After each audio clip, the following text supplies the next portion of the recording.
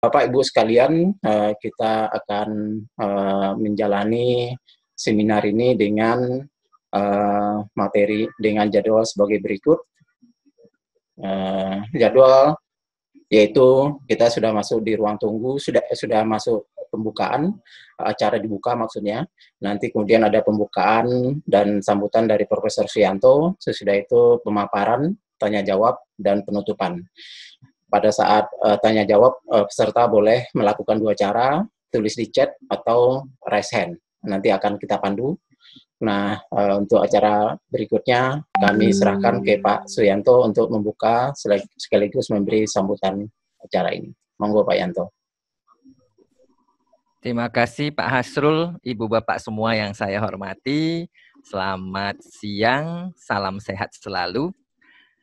Di tengah kondisi kita yang harus terbatas ke mana-mana, kita mendapatkan kesempatan mendengarkan sharing dari teman-teman Fakultas Psikologi.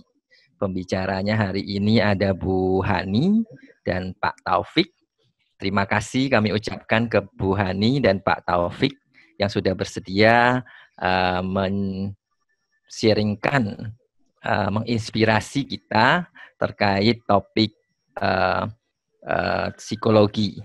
Jadi Ibu Bapak melihat di seri edukasi ini terkait dengan empati, dan tentu saja akan terkait dengan bagaimana kita dealing with psikologi kita di tengah kondisi pandemi COVID ini.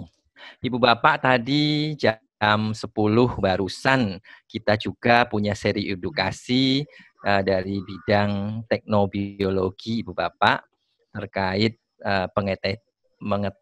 bagaimana mengetes COVID-19. Nah, kali ini kita akan melihat dari sisi psikologinya. Nah, di sini Bu Hani dan Pak Taufik akan membagikan beliau-beliau ini yang memang keahliannya di bidang psikologi, setidaknya akan men-sharingkan pada kita, dan Ibu Bapak juga bisa berinteraksi dengan para pembicara terkait topik bersangkutan. Nah, harapan kita dari LPPM Ubaya secara Universitas Surabaya secara umum, harapannya Ibu Bapak terinspirasi dan kegiatan ini berguna untuk Ibu Bapak semua. Dan kepada panitia saya ucapkan terima kasih karena panitia ini selalu bekerja sangat keras sudah ya. Sejak tanggal 13 April kalau tidak salah, ini teman-teman sudah melakukan seri edukasinya. Sudah ada 67 seri edukasi yang sudah dilakukan oleh Ubaya lewat LPPM yang kita sebut sebagai seri edukasi Ubaya for Indonesia. Baik Ibu Bapak, saya kira mempersingkat waktu, kita buka saja acara hari ini dan dengan mengucapkan Bismillah, semoga acara ini berjalan dengan lancar dengan rahmat Tuhan Yang Maha Esa. Semua akan sehat selalu, Ibu Bapak sehat selalu dan dapat mengikuti acara ini dengan baik. Terima kasih Ibu Bapak. Wassalamualaikum warahmatullahi wabarakatuh. Saya kembalikan ke Pak Hasrul. Terima kasih Pak Hasrul. Ya. Terima kasih Pak Suyanto atas pembukaan dan sambutan untuk seminar ini. Saya akan masuk pada sesi pertama, yaitu sharing dari dua pembicara kita. Kita mulai dengan Bu Hani dulu ya. Yang pertama Bu Hani ya. Ya, Bu Hani lahir di Surabaya, kemudian pendidikan S1 di psikologi, Ubaya, dan S2 di Applied Psychology Zhejiang University. Kemudian beliau sekarang adalah dosen tetap Fakultas Psikologi Universitas Surabaya. Nah, beliau akan memaparkan atau secara berurutan nanti dengan Pak Taufik untuk berbicara tentang empati di dalam charity. Adakah ya, beliau akan berbicara tentang empati dalam charity. Adakah? Nah, ini menjadi pertanyaan besar dan kemudian beliau akan mereka akan memaparkan secara serial, mulai dari Bu Hani, kemudian dilanjutkan oleh Pak Taufik. Sebelum nanti ke Pak Taufik, saya akan bacakan CV Pak Taufik sebelum masuk. Monggo, waktu dan tempat kami persilahkan untuk untuk Bu Hani untuk memaparkan atau sharing tentang topik empati di dalam charity ini. Monggo Bu Hani. Mohon maaf sebelumnya Pak, harusnya Pak Taufik dulu Pak Hasbi. Oh, oke. Berarti ya urutan posternya Bu Hani di atas. Monggo Pak Taufik, berarti ya saya sebentar Bapak Ibu, saya berarti sharing dulu CV dari Pak Taufik. Bersabar sekarang, amalnya besar ya Bapak ya, kondisinya lagi harus saling memahami semua. Ini adalah kurikulum vitae dari Pak Taufik. Pak Taufik lahir di Pak Taufik pendidikannya dari UGM dan kemudian S1, S2 dari UGM. Untuk yang salah satunya adalah psikologi profesi ya dari UGM, dan sekarang adalah dosen dari Fakultas Psikologi Universitas Surabaya. Pengalaman riset beliau tentang power of positivity, peranan kebahagiaan, regulasi emosi dan resiliensi pada masyarakat Indonesia, dan juga ada grup positif psikoterapi. Nah, ya demikian pengantar untuk demikian pengantar untuk Pak Taufik. Kami serahkan langsung ke Pak Taufik untuk memaparkan materi. Monggo Pak Taufik. Oke, baik. Terima kasih Pak Azrul atas perkenalannya. Sebelumnya saya ucapkan selamat siang Bapak Ibu, Pak Suyanto selaku Ketua LPPM. Nah, pada siang hari ini saya dan Bu Hani akan sedikit sharing mengenai pemahaman kami, mengenai pengetahuan kami, mengenai empati di dalam charity. Nah, kami mengambil judul empati di dalam charity, adakah gitu ya. Jadi, kami ingin melihat sisi lain dari charity gitu. Oleh karena itu, kami akan melihat dari sisi perilaku prososial gitu ya, dalam pengambilan keputusan ketika kita mengikuti kegiatan charity di sini. Nah, di sini judul yang saya ambil untuk di bagian yang pertama ini terkait dengan menggapai suasana hati positif dalam kegiatan charity. Nah, tentunya kalau kita bicara mengenai kegiatan charity, itu cukup banyak ya. Kalau kita lihat, apalagi di era pandemi COVID-19 ini cukup banyak dan menjamur sekali berbagai macam kegiatan charity, baik itu dari komunitas ataupun dari perseorangan. Tentunya ini menjadi perhatian kita dan khususnya dari saya dan Bu Hani. Sebenarnya orang itu melakukan kegiatan charity itu apa sih gitu ya? Kenapa sih orang itu melakukan kegiatan charity? Nah, di sini kami kemudian menggali, melihat dari berbagai jurnal dan melihat dari berbagai teori gitu ya, mengenai charity itu. Ya. Di sini saya akan melihatnya dari sisi psikologi positif, karena sesuai dengan ekspertis saya di bidang psikologi positif, maka saya akan melihatnya dari situ. Ya. Bagaimana kita bisa menggapai suasana hati yang positif di dalam kegiatan charity di sini. Nah, untuk yang pertama, mungkin kalau kita lihat, ya, atau dari Bapak Ibu melihat bahwa perilaku prososial itu apa sih? Gitu ya. Itu bukan istilah yang populer sebenarnya di telinga orang awam. Nah, kalau kita lihat, kalau menurut kacamata psikologi, perilaku prososial itu adalah perilaku seseorang yang bertujuan untuk membantu orang lain tanpa mendapatkan keuntungan secara langsung. Artinya apa? Artinya ketika Bapak Ibu, teman-teman melakukan suatu kegiatan charity misalnya, itu kan tujuannya adalah untuk membantu orang lain. Tentunya itu suatu tujuan yang sangat baik ketika kita mau melakukan kegiatan charity. Gitu. Itulah yang kemudian disebut dengan perilaku prososial. Ketika kita membantu orang lain, kita membantu mereka untuk bangkit dari kondisinya yang bisa dibilang menekan di dalam kehidupannya, dalam menghadapi tantangan dalam kehidupannya, itu disebut sebagai perilaku prososial.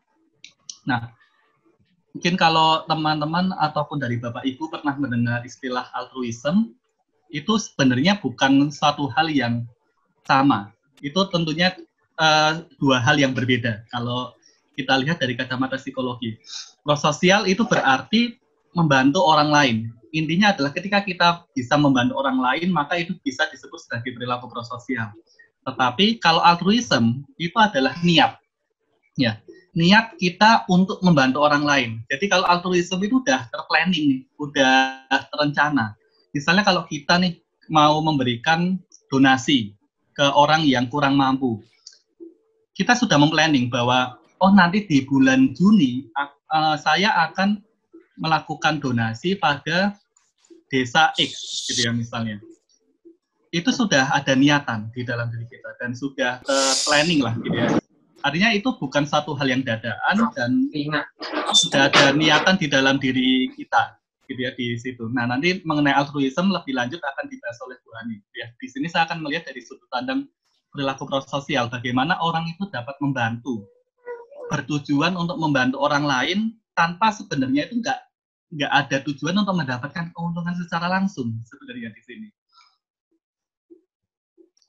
Nah, seperti yang tadi saya sampaikan, sebenarnya ini sedikit reflektif ya, bahwa di pandemi COVID-19 ini dari bulan Maret ya, dari masa-masa di mana kita mulai WFA, kemudian mulai SFH, itu sudah sangat menjamur sekali mengenai berbagai macam kegiatan charity.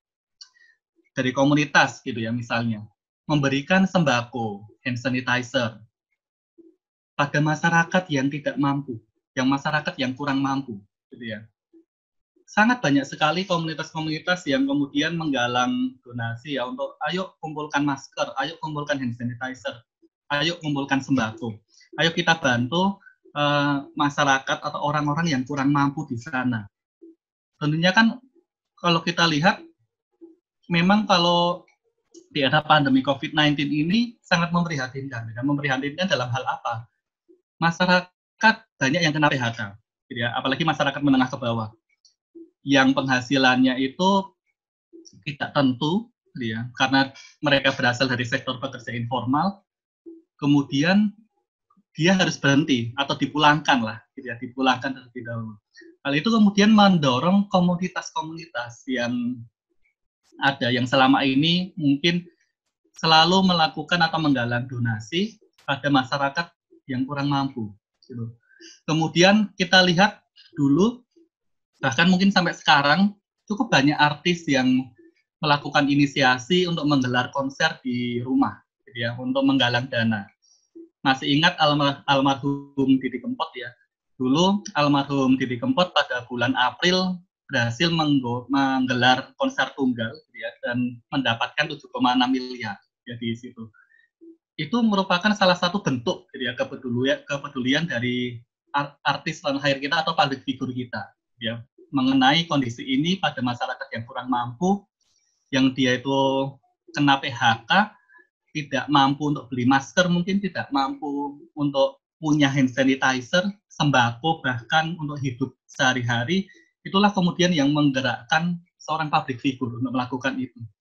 Kemudian dari tokoh masyarakat, ya, dari tokoh masyarakat kita lihat sempat viral, gitu ya, Bupati Klaten di sekitaran bulan April Mei, ya kalau nggak salah di bulan Mei, itu kegiatan sosial yang sangat masif untuk dilakukan dan selalu diupload di sosial medianya beliau, gitu. Dan sempat menjadi perbincangan, sempat trending juga di salah satu sosial media di Twitter pada saat itu menjadi suatu hal yang kita soroti. Kenapa sih kok bisa trending?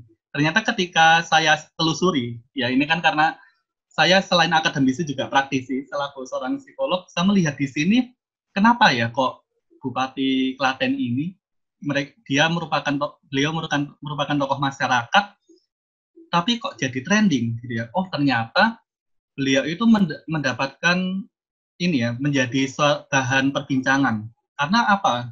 Karena di pandemi COVID-19 ini, setiap beliau memberikan sembako atau bantuan sosial pada masyarakat selalu menggelar seremonial dan itu tidak menerapkan protokol kesehatan. Nah, itulah yang kemudian tercetus gitu ya di dalam otak saya. Ngapain sih gitu ya? Kenapa sih kok harus ada seremonial? Kenapa nggak langsung aja bantu? Kenapa harus ada upacara dulu, penyerahan di foto, menunjukkan bahwa beliau yang memberikan, bahkan yang sampai benar-benar viral itu sempat ada foto beliau gitu ya di hand sanitizer, dan sempat diklarifikasi juga oleh timnya beliau bahwa ada kesalahan teknis di lapangan, tetapi hal itu kemudian menjadi fokus perhatian saya. Maksudnya itu bukannya nggak percaya ya, tetapi apakah memang kalau kita itu mau memberikan sebuah bantuan, kita perlu untuk menunjukkan diri kita siapa dan menunjukkan kita itu kasih bantuan itu sebesar apa. Apakah itu yang kita cari di dalam kegiatan charity ini? Tentunya menjadi bahan refleksi kita. Jadi ya, apakah kalau kita tuh mau memberikan bantuan, kita perlu tunjukkan bahwa, oh saya Taufik, saya memberikan 5 juta rupiah pada masyarakat di Kabupaten Sidoarjo, gitu misalnya. Apakah harus demikian? Dan apakah harus menggelar seremonial? Nah, ayo di foto manggil media yang banyak biar menunjukkan bahwa oh si Pak Taufik ini keren loh, beliau itu memberikan bantuan yang banyak pada masyarakat. Apakah itu yang kita cari? Nah, tentunya ini menjadi bahan refleksi bagi kita untuk menggapai suasana hati yang positif. Apakah itu yang kita cari ketika kita melakukan kegiatan charity? Apakah itu yang menjadi fokus perhatian kita ketika kita melakukan kegiatan charity? Yaitu nanti kita akan melihatnya dari sudut pandang psikologi. Nah, seperti yang tadi saya sampaikan, bagaimana sih sebenarnya empati itu ada di dalam kegiatan charity? Pertama, di sini ada 3 teori yang saya ambil. Ada empathic joy hypothesis ya dari Smith, Keating, and Stotland ya. Empathic joy hypothesis mengatakan bahwa kita itu akan merasa senang jika kita itu menolong orang lain. Ya, kita ngasih bantuan nih ke orang lain, kasih sembako, kasih donasi berupa uang. Ada feel happy di dalam kita, ada feeling joyful di dalam diri kita. Ketika kita mampu untuk menolong orang lain. Itu kalau menurut sudut pandang empathic joy hypothesis ya di situ. Kemudian yang kedua, empathy altruism hypothesis di sini. Motif seseorang ternyata ya di sini. Motif seseorang ketika menolong orang lain itu untuk mengurangi perasaan bersalah. Ya. Karena apa? Kalau kita itu nggak bantu, rasanya kok dosa ya. Kok saya tuh kok kayaknya berdosa kalau saya itu tidak membantu orang lain. Gitu. Karena menurut Bergson, Duncan Ackerman dan kawan-kawan, ya, ketika kita itu tidak membantu orang lain, dan kita itu tidak yang mendorong orang lain itu untuk membantu karena dia untuk lepas dari rasa bersalah, ya, karena dia nggak mau dapat dosa, nggak mau kalau dia itu merasa ada rasa kecewa, gitu ya, atau ada rasa kalau nggak bantu itu kok kayaknya aku bodoh, gitu ya rasanya. Itulah yang ternyata motif seseorang ketika mau membantu orang lain itu bermacam-macam. Ya, untuk melepaskan rasa bersalah, emosi negatif di dalam dirinya dia, ketika dia bantu, yaudah, oh aku lega deh, aku nggak merasa berdosa lagi. Itu kalau menurut sudut pandang empathy altruism hypothesis. Kemudian yang ketiga ada negative state relief. Ya. Nah, ini pandangan lain juga nih yang menarik untuk kita kulik, yang menarik untuk kita lihat, ya, bahwa seseorang ketika menolong orang lain itu untuk terhindar dari rasa tidak nyaman. Misalnya, ada pengemis atau pengamen nih di depan rumah kita, kemudian kita itu memberi uang pada orang tersebut agar dia itu pergi. Nah, ini menjadi reflektif juga ya. Pernah nggak Bapak Ibu atau teman-teman pernah melakukan itu? Rasanya kalau ada pengamen atau ada pengemis di depan rumah itu pokoknya ganggu lah gitu ya. Itu berisik gitu, misalnya ada pengamen. Adalah ini tak kasih 1.000, kamu pergi gitu. Jadi apakah itu dia benar-benar menolong orang lain? Gitu ya. Kalau menurut negative state relief, ternyata itu untuk menghilangkan rasa tidak nyaman. Karena nggak nyaman kalau rame, gitu ya. Nggak nyaman kalau banyak orang, gitu ya. Nggak nyaman kalau di situ ada orang lain yang genjreng di depan rumah atau pengemis minta-minta assalamualaikum gitu. Kemudian itu diulang itu assalamualaikum. Ini sedikit pengalaman juga ya dari saya pribadi. Sempat juga ada orang yang seperti itu minta-minta di depan rumah dan itu terjadi ya pada orang tua saya sendiri. Kemudian ya udahlah dikasih seadanya gitu ya. Sepunyanya biar nggak ganggu gitu ya. Itu untuk melepaskan perasaan tidak nyaman. Kita lagi enak-enak nonton TV atau mungkin kita lagi makan sama keluarga, kemudian ada yang gejeng-gejeng di depan rumah gitu ya, atau ada yang minta-minta gitu ya di situ. Itu adalah negative state relief ya. Bahwa kita ternyata kalau mau nolong orang lain itu ada berbagai macam alasan, ada berbagai macam motif. Lalu apakah memang benar-benar itu yang kita inginkan? Atau itukah yang kita cari sebenarnya ketika kita melakukan kegiatan charity untuk melepaskan rasa bersalah dari diri kita, untuk melepaskan rasa tidak nyaman di dalam diri kita, atau untuk mendapatkan kebahagiaan di dalam diri kita, gitu ya. Artinya feeling happy, gitu ya. Ketika kita mampu untuk menolong orang lain.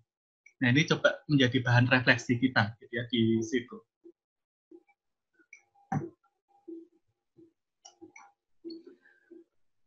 Nah, lalu di sini ada motif seseorang ketika kita mau menolong orang lain. Ternyata di sini ada 4 pandangan, ya, 4 teori yang mengatakan ternyata orang itu mau menolong orang lain ada 4 alasan atau 4 motif ya. Ada suatu hal yang mendorong, ada suatu motif gitu ya di situ. Yang pertama adalah adanya kemiripan. Semakin mirip orang dengan orang yang dibantu, kita itu akan semakin empatik, iya atau enggak, gitu ya. Ini kalau menurut teorinya Gates dan kawan-kawan tahun 2010 mengatakan memang iya, gitu ya. Misalnya ya, saya orang Jawa, lalu yang minta-minta itu orang Jawa juga, gitu. Ada rasa dari diri saya itu, wah, podo-podo wong Jawa harus dibantu nih, kak, gitu ya. Atau misalnya orang Madura, kemudian yang minta-minta itu atau orang yang membutuhkan bantuan itu juga orang Madura, kita akan merasa lebih bertanggung jawab di situ bahwa oh saudaraku dewe gitu ya harus dibantu nih gitu. Saudaraku sendiri sesama orang Madura kalau nggak dibantu itu akan membuat diriku itu merasa bersalah gitu ya. Kemudian itulah yang kemudian mendorong seorang itu untuk membantu atau menolong orang lain. Gitu. Ini mungkin juga yang lagi tren juga gitu ya, tapi tidak akan bisa bahas di sini secara detail ya, isu-isu tentang rasisme dan lain sebagainya, tapi bukannya ke sana arahnya ya, tetapi lebih ke kalau semakin mirip dengan diri kita, maka kita akan semakin empatik gitu ya, ketika kita mau menolong orang lain. Kemudian yang kedua adalah believe in a just world, gitu ya. Bahwa di sini ada satu pandangan kecenderungan bahwa setiap manusia itu hidup di dunia itu adil. Semua itu berhak mendapatkan yang pantas. Artinya apa? Kita selalu percaya bahwa Tuhan menciptakan kita di dunia ini adil. Gitu. Tidak ada yang kaya, tidak ada si miskin. Ya, artinya tidak ada si kaya, si miskin itu artinya apa? Kita yang lebih mampu, kita wajib untuk membantu. Gitu ya. Karena orang yang kurang mampu itu berhak mendapatkan keadilan. Berhak mendapatkan suatu hal yang pantas seperti kita. berhak mendapatkan kehidupan yang normal dalam ini ya, normal dalam tanda kutip ya, normal seperti orang pada umumnya, itu pantas gitu ya. Itu adalah pandangan menurut belief in a just world gitu ya. Setiap manusia itu adil. Manusia hidup di dunia itu adil gitu ya. Itulah yang kemudian dicari ketika kita itu mau menolong orang lain. Kemudian yang ketiga adalah ucapan terima kasih. Ternyata juga orang, kalau tadi menurut empathic joy altruism, mengatakan kita itu akan merasa senang nih ketika kita menolong orang lain, ya kan? Kalau di pandangan ini, gitu ya, seseorang cenderung untuk membantu orang lain itu untuk apa? Untuk mendapatkan ucapan terima kasih. Menurut kacamata psikologi, orang itu akan senang kalau diberikan apresiasi, gitu ya. Kita hidup di dunia ini, kalau menurut pandangan teori psikologi, gitu ya, bahwa kita itu hidup untuk mencari kepuasan, ya. Kita mendapatkan terima kasih itu kan akan membuat diri kita tuh menjadi wah, ternyata ada orang yang menghargai aku nih, gitu ya. Ternyata sedikit banyak yang aku bantu, yang aku berikan pada orang ini, ternyata mendapatkan apresiasi berupa terima kasih. Gitu. Disitulah yang membuat kita itu akan terus-menerus mengulangi kembali perilaku menolong orang lain. Gitu ya. Karena demi apa? Demi mendapatkan terima kasih. Gitu. Kalau kita nggak dapat terima kasih kan rasanya gimana gitu ya? Tuh, apa yang salah ya dari aku ya? Apa ada yang keliru ya dari apa yang sudah aku bantu? Kok orang itu nggak ngasih aku ucapan terima kasih gitu? Itu kan gitu ya. Ini kalau kita berpikir reflektif ya, pernah nggak sih kita tuh seperti itu? Kok orang ini nggak ngucapin terima kasih ya? Udah ditraktir makan tapi nggak ngucapin terima kasih gitu ya? Itu yang kemudian menjadi pendorong gitu ya, menurut teori psikologi ketika kita mau menolong orang lain. Gitu. Karena kita ingin mendapatkan ucapan terima kasih itu gitu ya di situ. Kemudian yang terakhir gitu ya, yang keempat, sudah ada yang melakukan sebelumnya. Ya, ini seperti yang tadi ya, beberapa case dari komunitas, dari public figure kita, dari tokoh masyarakat, gitu ya, dari 3 lapisan masyarakat itu yang saya soroti, ternyata itu mampu untuk menginspirasi orang lain. Ya, ketika kita melihat salah satu public figure itu mau bantu nih, gitu ya, di situ, mau berkontribusi gitu ya, pada sesama, berkontribusi pada bangsa, itu ternyata semakin membuat orang itu menjadi terpacu untuk membantu orang lain itu juga gitu. Pernah nggak, ini kalau saya sedikit sharing mengenai pengalaman saya ya, yang baru terjadi di kantor saya gitu ya. Di kantor saya itu sangat digembor-gemborin gitu ya, ayo bikin webinar gitu ya, ayo bikin webinar, ayo kita harus kontribusi nih pada masyarakat gitu. Rasanya itu kalau kita udah lihat nih beberapa senior gitu ya yang udah ngasih webinar, waduh aku jadi terpacu juga nih untuk ngasih atau memberikan kontribusi untuk menolong orang lain, untuk berbagi atau sharing mengenai pengetahuan yang saya miliki gitu. Ini kalau menurut teori psikologi, menurut Albert Bandura ya, teori modeling gitu ya, kita melihat gitu ya, kita mengingat lalu ternyata orang yang kita lihat itu mendapatkan apresiasi. Dan ini sekali lagi apresiasi gitu ya. Mendapatkan berupa apresiasi yang positif, itu kemudian membuat orang itu terpacu gitu ya. Oh, berarti kalau aku bantu, aku bakal dipuji gitu ya. Ini akan relate dengan ucapan terima kasih itu tadi. Ternyata orang yang aku lihat ketika membantu, ternyata dia itu dipuji-puji di dalam grup gitu ya, di dalam grup kantornya gitu. Berarti saya itu juga harus bantu atau aku harus berkontribusi juga untuk bangsa ini gitu. Nah, dari keempat sudut pandang ini kita bisa belajar gitu ya, bersama-sama. Ternyata apakah memang benar gitu ya, motif seseorang ketika mau menolong orang lain itu keempat hal ini gitu. Ini menurut sudut pandang psikologi ya, dari beberapa jurnal yang saya lihat, yang saya kumpulkan dari berbagai teori, ternyata memang ini kalau saya refleksikan di dalam diri saya, ada benarnya juga gitu ya, di dalam kehidupan saya sehari-hari juga gitu ya, di situ.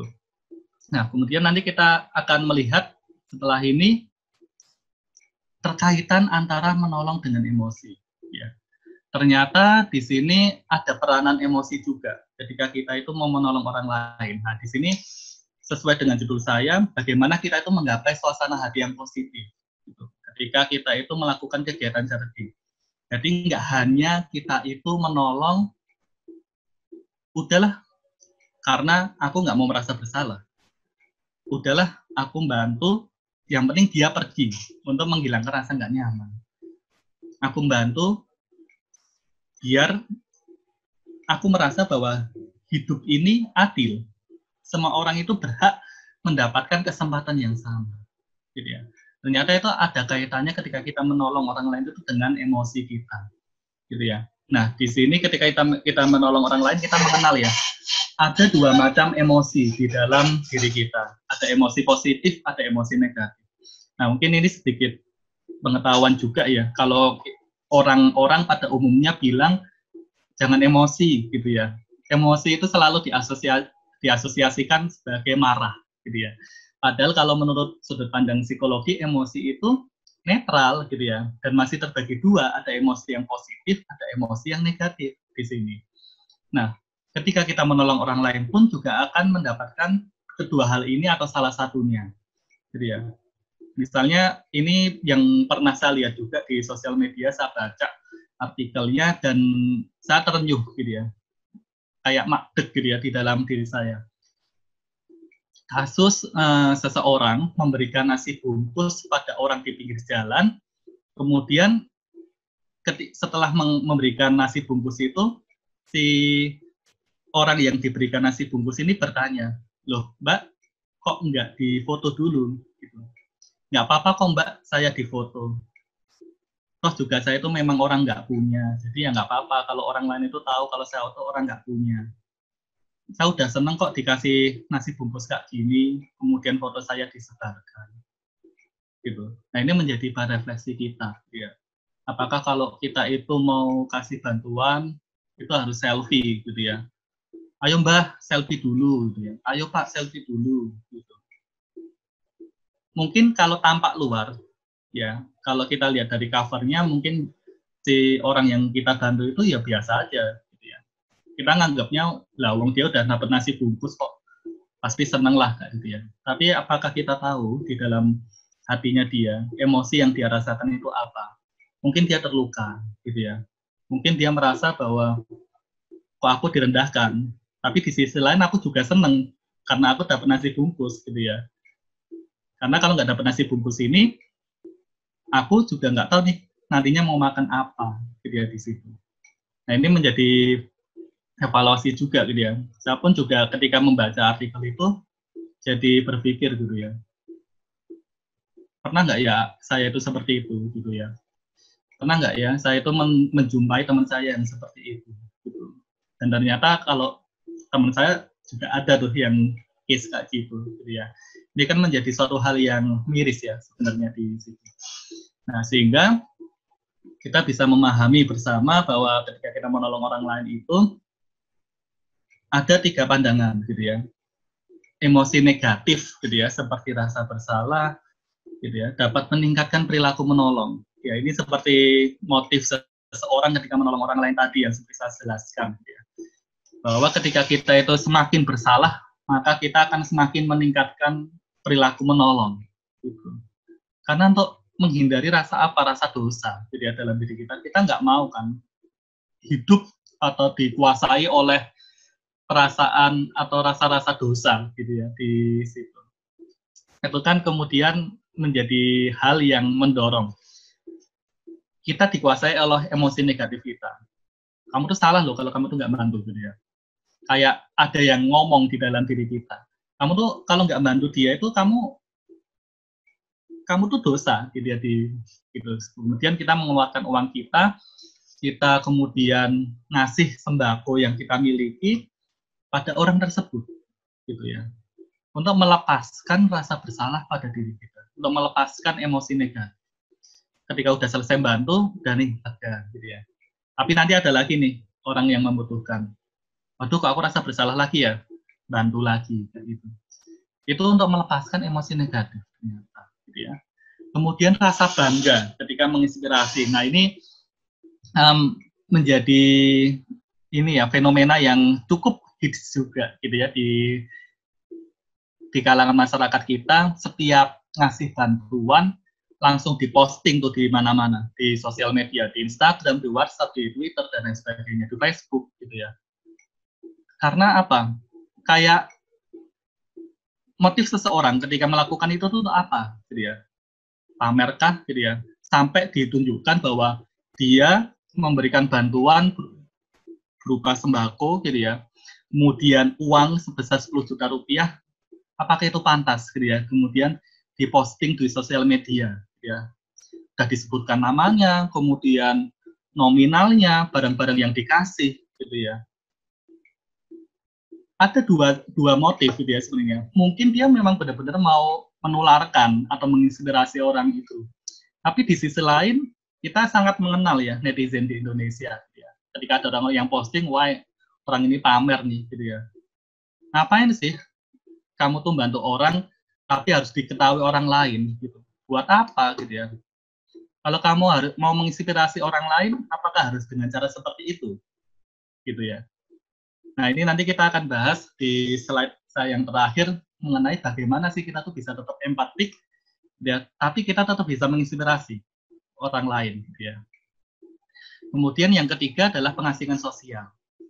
Bahwa ternyata diri kita itu ada rasa bahwa diri kita itu akan diasingkan ketika kita itu nggak bantu orang lain, gitu ya. Misalnya kalau teman-teman atau dari Bapak Ibu di kantor, Bapak Ibu sendiri nih yang nggak ngasih donasi, rasanya kan akan jadi bahan perbincangan kan, gitu ya. Wow, si Pak Taufik nih nggak ngasih bantuan, kayak gitu ya. Pak Taufik itu loh nggak ngasih bantuan, dan gitu ya, diomongin gitu ya di situ. Nah, di situ kita akan merasa diasingkan karena kita merasa berbeda, gitu ya. Orang mana yang dia itu nggak merasa enak atau merasa nyaman ketika dia itu merasa berbeda, gitu ya. Merasa paling beda sendiri ini karena dia nggak ngasih bantuan. Nah, sehingga disitulah yang kemudian juga mempengaruhi seseorang untuk kemudian dia itu untuk menolong orang lain di situ. Ya, jadi sangat menarik sekali gitu ya sebenarnya bagaimana menolong gitu ya sangat berkaitan erat gitu ya dengan emosi yang ada di dalam diri kita.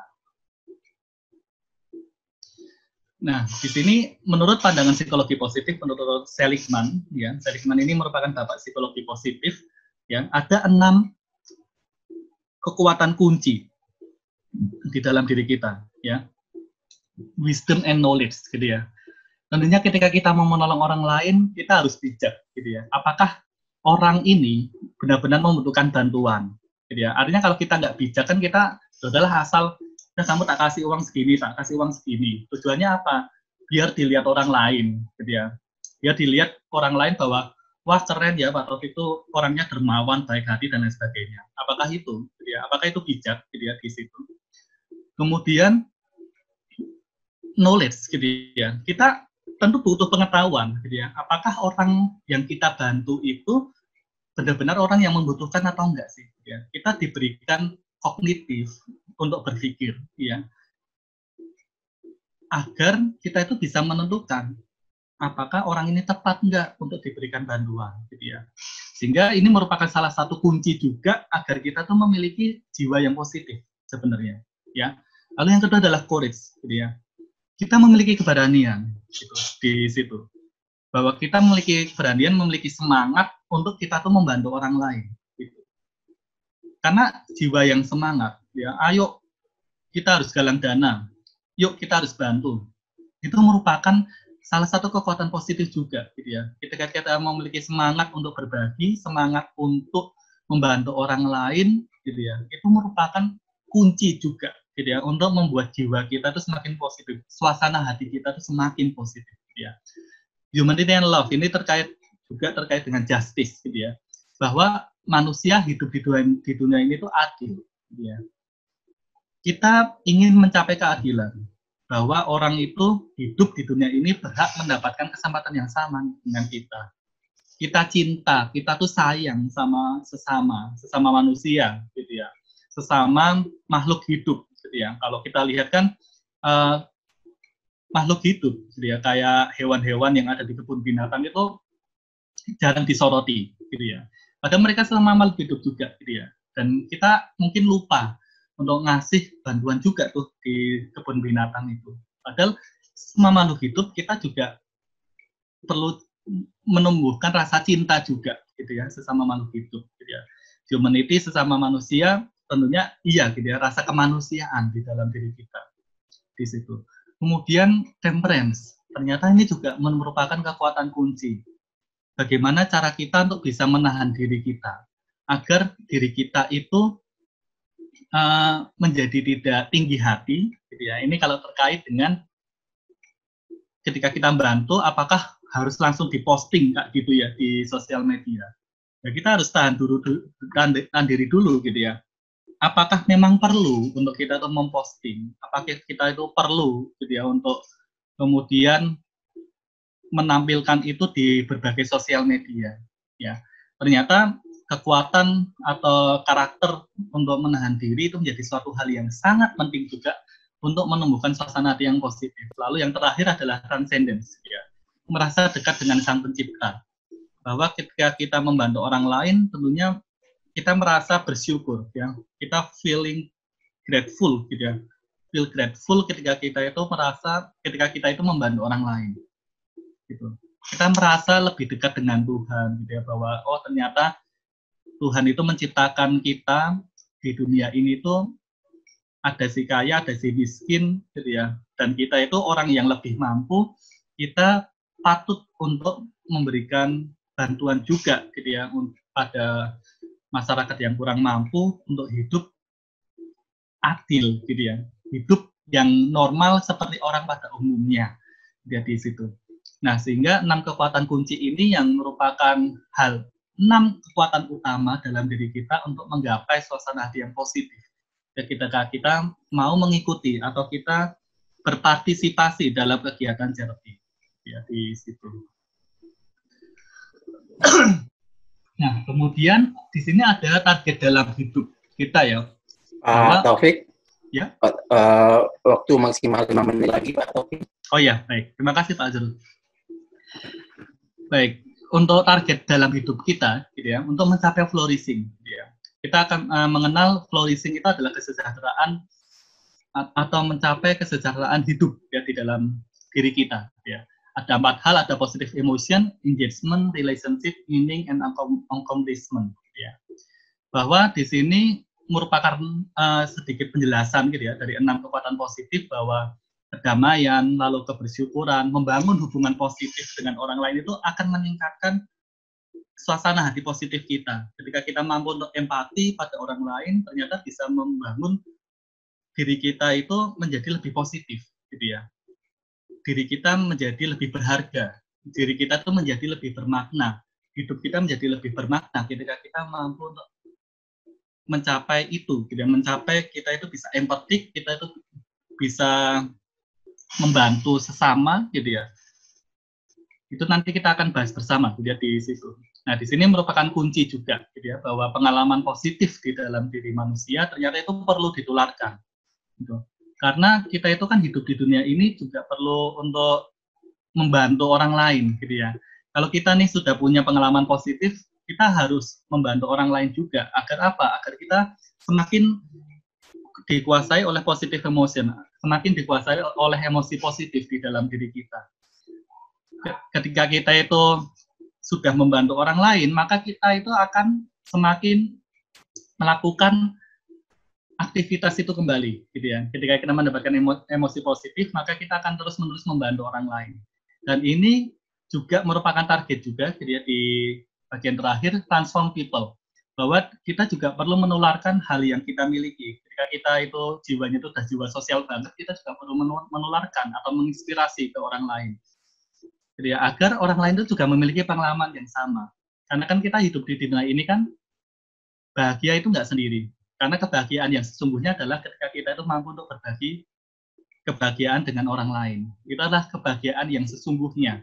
Jadi kebahagiaan itu nggak di-pack sendiri, nggak dimiliki oleh diri kita sendiri. Gitu. Karena kita mampu untuk berbagi kebahagiaan, mampu untuk berbagi pada sesama, hal itulah yang kita capai sebenarnya. Nah, di sini ada tips gitu ya, di dalam slide saya yang terakhir, agar kita itu tetap dapat mencapai emosi yang positif dalam kegiatan charity. Nah, di sini yang mau saya bahas adalah empatik itu nggak sama dengan iba, gitu ya. Empatik berarti kita mampu untuk memahami perasaan orang lain, gitu ya. Sedangkan iba itu kita akan berpikiran bahwa, jadi ranahnya kognitif nih, iba itu. Dia tuh nggak pantas di posisi itu. Dia tuh nggak pantas hidup seperti itu. Dia tuh nggak layak untuk hidup yang seperti itu. Maka aku harus bantu. Itu iba, gitu ya. Tapi kalau empati kita akan memikirkan, tuh nanti dia makan apa ya? Nanti tuh pasti panas-panasan nih dia di sana, pasti dia itu nggak bisa makan nantinya, gitu ya. Itu adalah empatik, gitu ya. Nah, sehingga ketika kita mau empatik, gitu ya, di dalam kegiatan charity ini, pertama adalah tetapkan dulu niat dan tujuan kita. Ya, apakah kita itu benar-benar mau bantu atau enggak, gitu ya? Atau hanya sekedar untuk melepaskan rasa bersalah dalam diri kita. Nah, itu yang perlu digarisbawahi juga, gitu ya. Kita perlu menetapkan niat dan tujuan kita. Bahwa kita itu melakukan kegiatan charity tidak hanya untuk melepaskan rasa bersalah, tidak untuk melepaskan perasaan tidak nyaman dalam diri kita. Tapi kita memang benar-benar ingin empati pada sesama. Itulah yang kita cari sebenarnya ketika kita mau melakukan kegiatan charity. Lalu juga usahakan kita tuh dapat bertemu langsung dengan penerima bantuan. Tentunya ini menjadi suatu hal yang saya garis bawahi adalah usahakan. Kalau bisa, gitu ya. Tapi kalau nggak bisa, it's okay, nggak apa-apa. Yang penting udah tetapkan niat dan tujuan dulu. Gitu. Kalau kita mau melalui lembaga atau institusi untuk melakukan donasi, sebenarnya nggak apa-apa, gitu ya. Tetapi yang penting adalah tetapkan dulu niat dan tujuan kita, bahwa kita merasa bahwa kita tuh memang butuh untuk melakukan donasi dan tujuannya itu tepat, gitu ya. Untuk kita itu bisa feeling happy, kita untuk bisa merasa bahwa hidup ini adil, gitu ya, di situ. Ya, kalau kita bertemu dengan ini ya, dengan orang itu langsung, akan kita merasa lebih empatik, gitu ya, sebenarnya. Bisa melihat mukanya secara langsung, wajahnya secara langsung, gitu ya, di situ. Kemudian terakhir adalah dokumentasi itu tidak hanya sebatas pertanggungjawaban, gitu ya. Hanya sebatas pertanggungjawaban maksud saya. Bahwa mungkin kalau dari lembaga kita butuh untuk dokumentasi untuk foto. It's okay, nggak apa-apa, nggak masalah. Tapi tidak perlu tuh untuk menunjukkan foto kita tuh bersama penerima atau bahkan menunjukkan nama kita dan jumlah barang yang kita berikan, gitu ya. Misalnya Hani Wahyuni kasih uang 5 juta. Apakah itu perlu, gitu ya? Sebisa mungkin itu anonim, gitu ya. Anonim tidak perlu tuh kita tuh menunjukkan bahwa diri kita itu sudah ngasih nih bantuan sebesar ini, gitu. Anonim aja, kemudian nominalnya disebutkan nggak masalah, itu untuk pertanggungjawaban, gitu ya. Tapi tidak perlu yang sampai gambreng fotonya, kemudian namanya, jumlah barangnya, dan lain sebagainya. Ya, karena kita tidak akan mencapai empatik di situ. Ya, lebih ke yang tadi itu. Lebih untuk melepaskan rasa bersalah, untuk meninggalkan rasa tidak nyaman, atau kita itu membuat diri kita itu semakin bangga yang berlebihan itu menjadi tinggi hati. Nah, sehingga, gitu ya, ini penutup dari sesi saya. Yang pertama adalah kuatkan dirimu dulu, ya, sebelum menguatkan orang lain. Tolonglah dirimu dulu sebelum menolong orang lain. Ini menjadi bahan refleksi bagi kita bersama, gitu ya, bahwa sebelum kita menolong orang lain, tolonglah diri kalian dulu. Gitu ya. Lihat dirimu dulu, karena kita lupa, kadang kita tuh luput, gitu ya, bahwa diri kita tuh sebenarnya perlu untuk dibantu. Tapi kita terlalu mengorbankan diri kita untuk menolong orang lain. Gitu. Nah, coba ini refleksikan dalam diri Bapak Ibu dan teman-teman, apakah diri kita itu perlu dibantu, masih membutuhkan bantuan, gitu ya. Sehingga kalau kita itu sudah dealing dengan diri kita, maka kita selanjutnya perlu untuk berbagi dengan sesama. Baik, mungkin itu sesi pertama dari saya. Terima kasih, Bapak Ibu. Selanjutnya nanti akan dilanjutkan oleh Bu Hani. Begitu. Oke, Bapak Ibu bisa memberikan reaksi tepuk tangan, ada emojinya, silakan monggo. Kalau dibukakan suaranya akan menjadi sulit nanti, suaranya banyak yang lain yang suara yang masuk nantinya. Ya, Bapak Ibu sekalian, kita sekarang lanjutkan dengan pembicara kedua. Kepada Bu Hani tadi, CV dari Bu Hani sudah sekilas saya perlihatkan. Mungkin silakan langsung Bu Hani untuk melanjutkan pembicaraan dari Pak Taufik. Monggo Bu Hani. Baik, terima kasih buat waktunya untuk Pak Suyanto maupun untuk Pak Hasrul dan Pak Taufik sudah menjelaskan tentang charity dilihat dari sudut pandang menolong orang lain. Nah, sekarang waktu saya untuk menjelaskan, tapi dari sudut pandang yang agak berbeda gitu ya. Memang kekuatan saya ada di dalam psikologi ekonomi, jadi yang dilihat lebih kepada uangnya. Kenapa saya melihat dari sudut pandang uang? Karena donasi itu sadar atau tidak kita sadari pasti ada relevansinya dengan uang. Bagaimana kita memberikan sesuatu jika tidak ada uang di dalamnya. Next, Pak. Ya, dari gambar di depan kita bisa lihat gitu ya, bagi setiap kita saya rasa sih dari sejak kita kecil kita udah pernah berdonasi. Mulai seperti apa? Orang tua kita mungkin sudah mengajarkan, misalkan kita punya mainan atau mungkin pakaian yang sudah kita tidak gunakan, kita kumpulkan lalu kita berikan misalkan ke panti asuhan atau ke beberapa lembaga-lembaga yang bersedia menampung gitu ya. Selama saya dulu tinggal di Cina, mereka punya tempat untuk meletakkan pakaian-pakaian dan barang-barang yang masih layak pakai untuk dipakai untuk orang-orang yang ada di daerah atau di desa. Nah, tapi bukan itu yang saya ingin bahas. Kenapa? Karena milik-milik itu semua sudah kita miliki di awal. Artinya tidak ada uang yang harus kita keluarkan lagi untuk memberi. Tetapi yang kita ingin lihat sekarang fokus kepada uangnya. Maka kalau kita lihat di layar, kalau di kanan itu, sudahkah kita di dalam hidup kita sudah menghitung peran donasi di dalamnya? Saya percaya setiap di antara kita sudah mulai mengelola keuangan. Mulai seperti apa?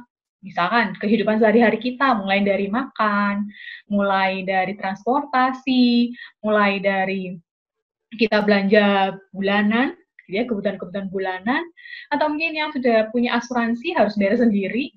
Yang ikut kantor sih bisa nggak usah bayar, tapi bagi yang membayar sendiri, mereka harus menyiapkan uang yang pasti tentu tabungan. Kartu kredit, bagi yang punya kartu kredit, itu kan hal-hal rutin yang wajib dibayarkan. Nah, donasi pernahkah kita masukkan di dalamnya? Next. Maka di dalam, next Pak. Maka di dalam kehidupan kita perlu melakukan istilahnya framing.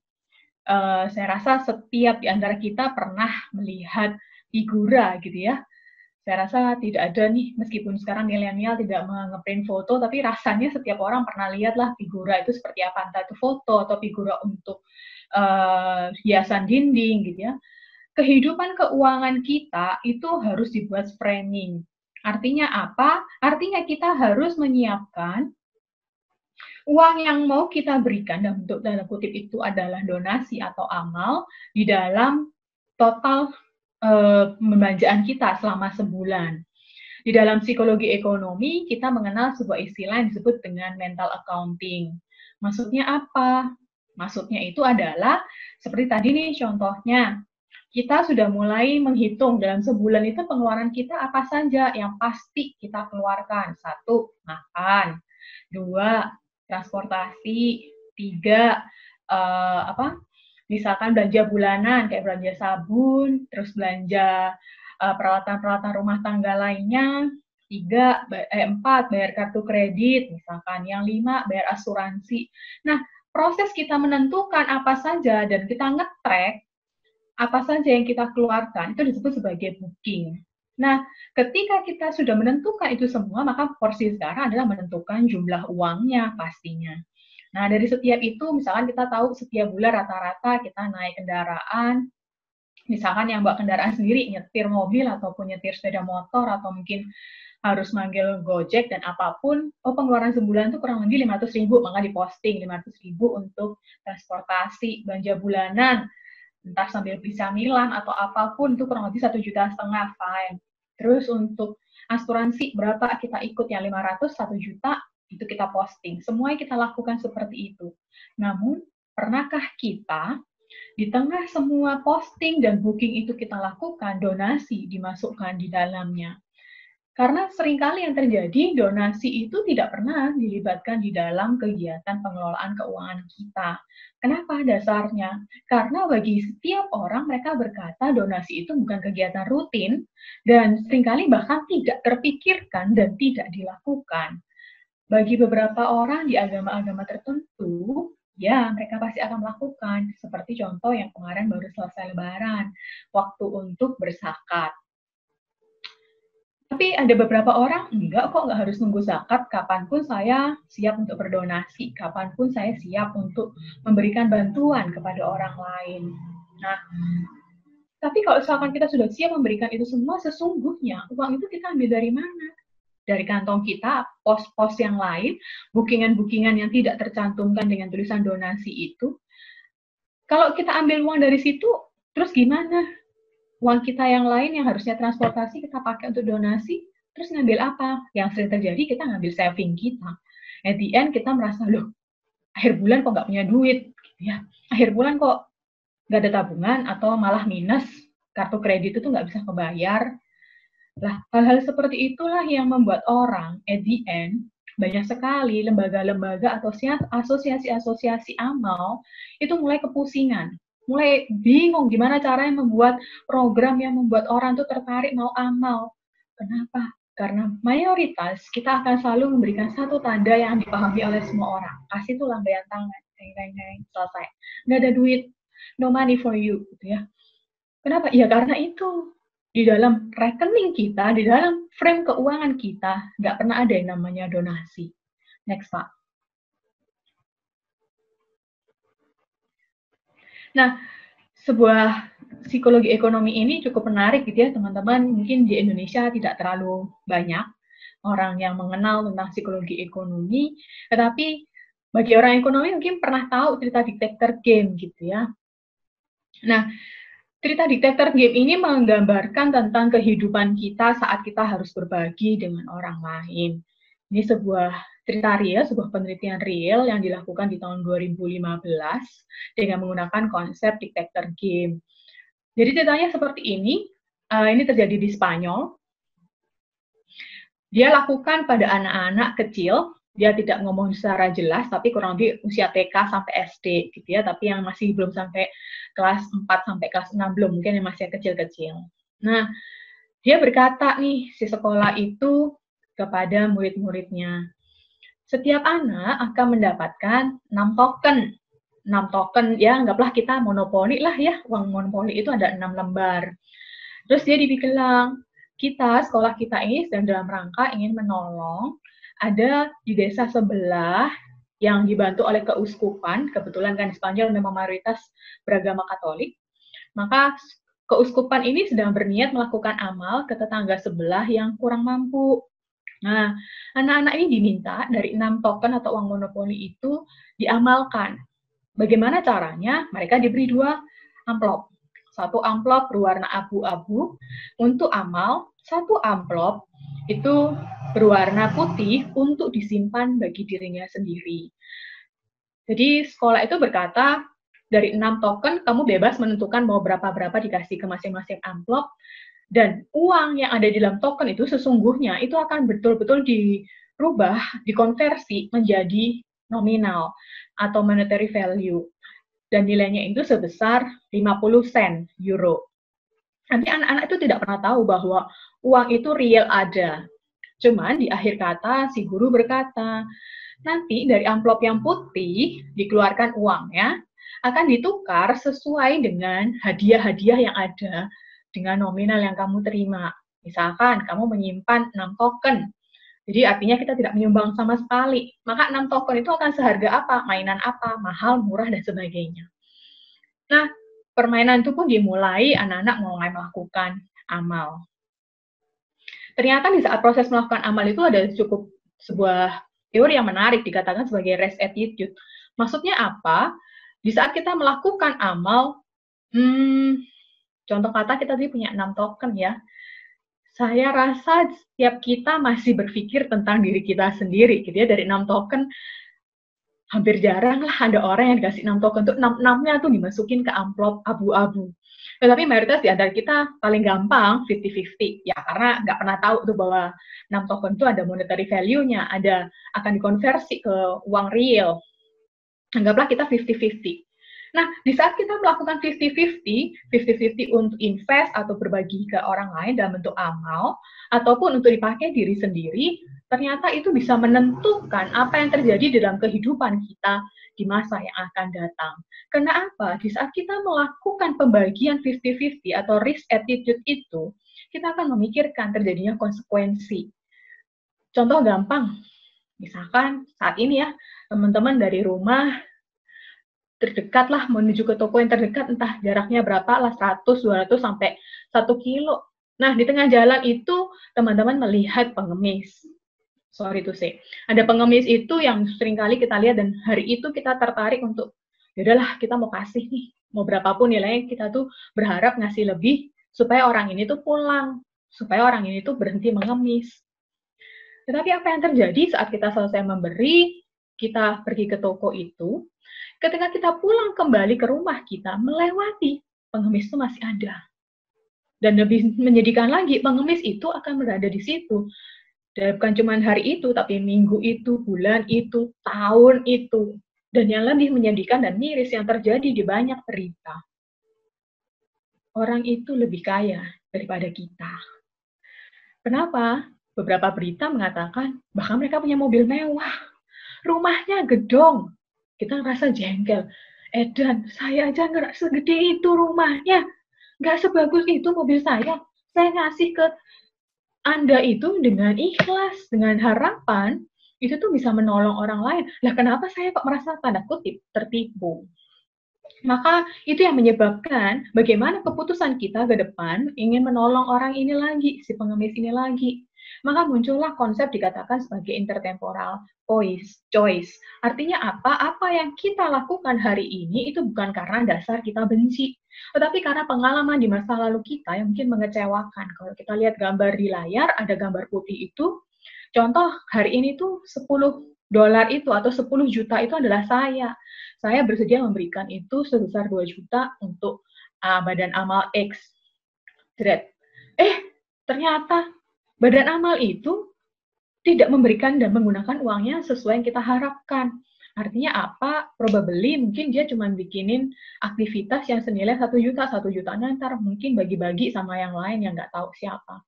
At the end, the next time, kita nggak akan willing tuh ngasih lagi duit 0 buat mereka. Nah, kembali kepada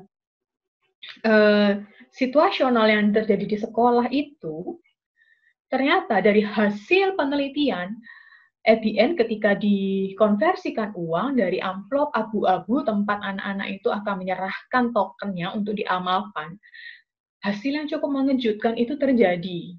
Artinya apa? Mereka mengeluarkan uang ketika dikonversi 951,5 euro. Nilai yang nggak sedikit tentunya ya, artinya teman-teman ini adik-adik kecil kita itu menyediakan uang itu willing banget tuh, mereka nggak mikir apa-apa. Kalau di sini kita mungkin bisa berefleksi sedikit gitu ya. Seringkali kita ini orang-orang dewasa, teman-teman yang sudah bekerja ataupun yang mungkin dapat uang dari orang tua, itu kalau memberi sesuatu itu pikirannya panjang banget, hitung-hitungannya panjang banget, beda dengan anak kecil. Kalau kita lihat adik-adik kita, ponakan gitu ya, atau anak, kalau sudah mulai harus mengasih sesuatu kepada orang lain, waktunya berbagi, mereka itu nggak pikir tuh, ya ada juga sih yang agak sedikit pelit gitu ya, no, aku nggak mau share. Tetapi lebih banyak itu mereka willing gitu. Misalkan bagi roti, langsungnya bagi 2. Kalau misalkan lagi itu beberapa video yang mungkin Bapak Ibu atau teman-teman pernah saksikan di YouTube, di mana anak kecil itu sekolah, datang, waktunya makan siang itu cuma ada kotak makan kaleng yang kosong. Terus dia sedih, dia pergi ke toilet, ya temanku semua makan. Lah aku nggak punya makanan, ya udahlah aku ke toilet cuci muka, ntar balik tinggal duduk lagi, makanan teman-temanku udah tinggal sedikit, aku bisa segera kembali ke aktivitas. Siapa sangka di tengah dia kembali ke kelas, isi kotak makanan itu tidak lagi kosong, tapi udah berat dibuka. Seluruh satu kelas itu menyumbangkan makanannya berapapun jumlahnya, tapi mereka mau kasih. Nah, selama kita melihat situasional ini, mungkin kita menjadi kaget gitu ya. Kenapa ya anak-anak kecil itu bisa sangat-sangat terbuka, sangat-sangat ikhlas memberikan apapun dibandingkan kita yang sudah dewasa. Kalau kita lihat dari konsep ini, ya karena anak-anak itu tidak pernah memikirkan konsekuensi dari apa yang sudah dia lakukan. Misalkan dia sudah mau memberikan sesuatu nih kepada orang lain, dia nggak pernah mikir tuh, orang itu berterima kasih nggak, orang itu seneng apa enggak, orang itu puas apa enggak. Tapi bagi dia, ketika aku berhasil memberikan sesuatu, itu nilainya lebih tinggi dibandingkan ketika saya tidak melakukan apa-apa. Next. Nah, di dalam proses pengambilan keputusan, apakah saya akan terus mau melayani atau mau berbagi dengan orang lain, itu kita bisa gunakan sebuah teori yang disebut dengan choice justification. Kenapa? Seringkali ketika kita melakukan pengambilan keputusan, kita tuh akan dibingungkan dengan berbagai macam pilihan. Di dalam teori ini penelitian real juga dilakukan di luar, sekali lagi karena mohon maaf kami akademisi, sehingga isi penelitian itu yang menjadi kekuatan kita untuk melakukan webinar. Nah, dari penelitian ini, di tahun 2017, orang itu ingin tahu gimana sih orang itu bersedia menolong. Apa yang mendasari orang itu berniat untuk menolong orang lain. Dari konsepnya, mereka menggunakan 3 istilah, yaitu by mind, by heart, and by book. Kita diskusi satu persatu terlebih dahulu. Dari yang pertama, istilahnya by heart gitu ya. Mungkin ini mirip dengan materinya dengan Pak Taufik, gitu ya, ngomong secara emosi. Ketika kita melihat orang-orang yang butuh dibantu itu secara emosional, aduh sedih banget, waduh terlihat buruk sekali, gitu ya. Contoh gampang, kejadian waktu beberapa tahun lalu, peristiwa di Palu, ketika tsunami datang, atau yang sudah bertahun-tahun yang lalu Aceh, ketika tsunami datang, semua porak-poranda, semua hancur. Makan susah, bahkan air minum pun nggak ada. Berbondong-bondong orang tuh dengan sangat-sangat ikhlas, mereka rela untuk memberikan apapun. Kenapa? Karena berita itu selalu memaparkan dan melihatkan, oh ini loh orang-orang ini nggak punya baju, orang-orang ini terlihat sangat, ya apa ya, kurus, ketakutan, berapa psikolog yang datang ke sana, gitu. Kenapa ya? Karena kasihan, gitu, emosional, kita rela memberikan segalanya. Yang kedua, ada situasional disebut dengan biaya dan manfaat. Atau di by mind, gitu ya. Jadi hitung-hitungan betul. Kalau misalkan nih, let's say gaji saya 10 juta. Saya mau beramal, kok tadi kita katakan di dalam konsep depan tentang mental accounting itu, kita membudgetkan, kurang lebih itu ada 500.000, itu untuk amal. Maka saya akan berpikir, oke, kalau saya ngasih 500.000, itu berapa orang nih terselamatkan? Berapa orang nih bisa merasa lebih baik hidupnya dibandingkan dia nggak terima apa-apa? Oh, 500.000 itu bisa bermanfaat bagi 30 orang untuk makan siang. Oke, fine, saya kasih. 500.000 buat apa? Cuman buat satu keluarga. Sorry, nggak usah, wis. Nggak berguna nih satu keluarga, terlalu sedikit sekali. Jadi, seringkali kita mulai hitung-hitungan, apa sih kontribusi kita itu bisa berdampak apa bagi orang lain. At the end, ngomongin tentang by book. Nah, by book ini seringkali juga diasosiasikan dengan komunitas kita atau bagian kita di dalam masyarakat. Kenapa seringkali kita kayak dituntut, masa sih kamu nggak nolong? Ini loh orang senegaramu, gitu. Terutama misalkan kayak saya kemarin waktu sekolah di China, beberapa orang suka bilang gitu, kita tuh sama-sama orang Indonesia itu harus saling tolong-menolong, menjadi sebuah tanggung jawab. Kenal? Enggak. Itu loh ada yang kena sakit, masa kamu nggak mau nyumbang? Itu yang terus jadi gaung. Bagaimana kita bisa memberikan kontribusi, melakukan amal bagi orang lain. Tapi dari 3 ini, benarkah apa yang kita lakukan itu sudah dengan niat yang benar, sudah dengan keikhlasan yang betul, atau hanya ya terbatas hanya 3 ini gitu ya. Nah, kebetulan sekarang kondisi kita sedang COVID. Gitu. Saya dan Pak Taufik memang sedang menjalankan sebuah penelitian. Saya mencoba melakukan choice justification ini karena dengan melihat fenomena yang ada tadi Pak Taufik sudah ceritakan, itu seringkali tanda kutip agak menjengkelkan gitu ya.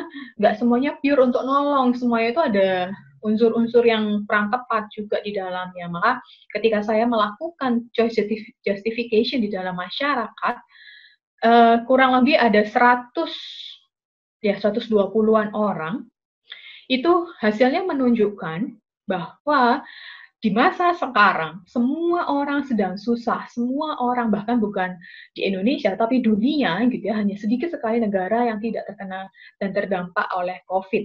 Mayoritas seluruh isi dunia ini sedang bermasalah dengan COVID, hidup carut-marut, nggak jelas sana sini, yang tadi Pak Taufik bilang banyak ada orang yang kena PHK, betul. UMKM yang tadinya jualan kecil-kecilan sekarang pusing karena didera oleh organisasi atau bisnis besar yang sebenarnya juga main online, akhirnya mereka pusing. Nah, hasil dari penelitian kami itu secara sekilas menggambarkan mereka tidak memainkan 3 pilihan di depan itu secara masing-masing, tetapi mereka menggabungkan menjadi satu. Tetapi kekuatan yang terbesar di tengah kondisi COVID saat ini yang menjadi prioritas masyarakat Indonesia untuk menolong itu ada pada by mind. Jadi artinya apa? Artinya mereka akan menolong lingkungan-lingkungan atau wilayah-wilayah yang bisa mendapatkan bantuan paling besar. Contoh, misalnya kita menolong keluarga kurang mampu. Ya kalau ngomong keluarga rasanya bukan cuma 1 orang gitu ya, minimal 3, suami, istri, dan anak. Kalau biasanya di desa, keluarga yang satu rumah itu bahkan bisa lebih dari 5 orang. Kenapa?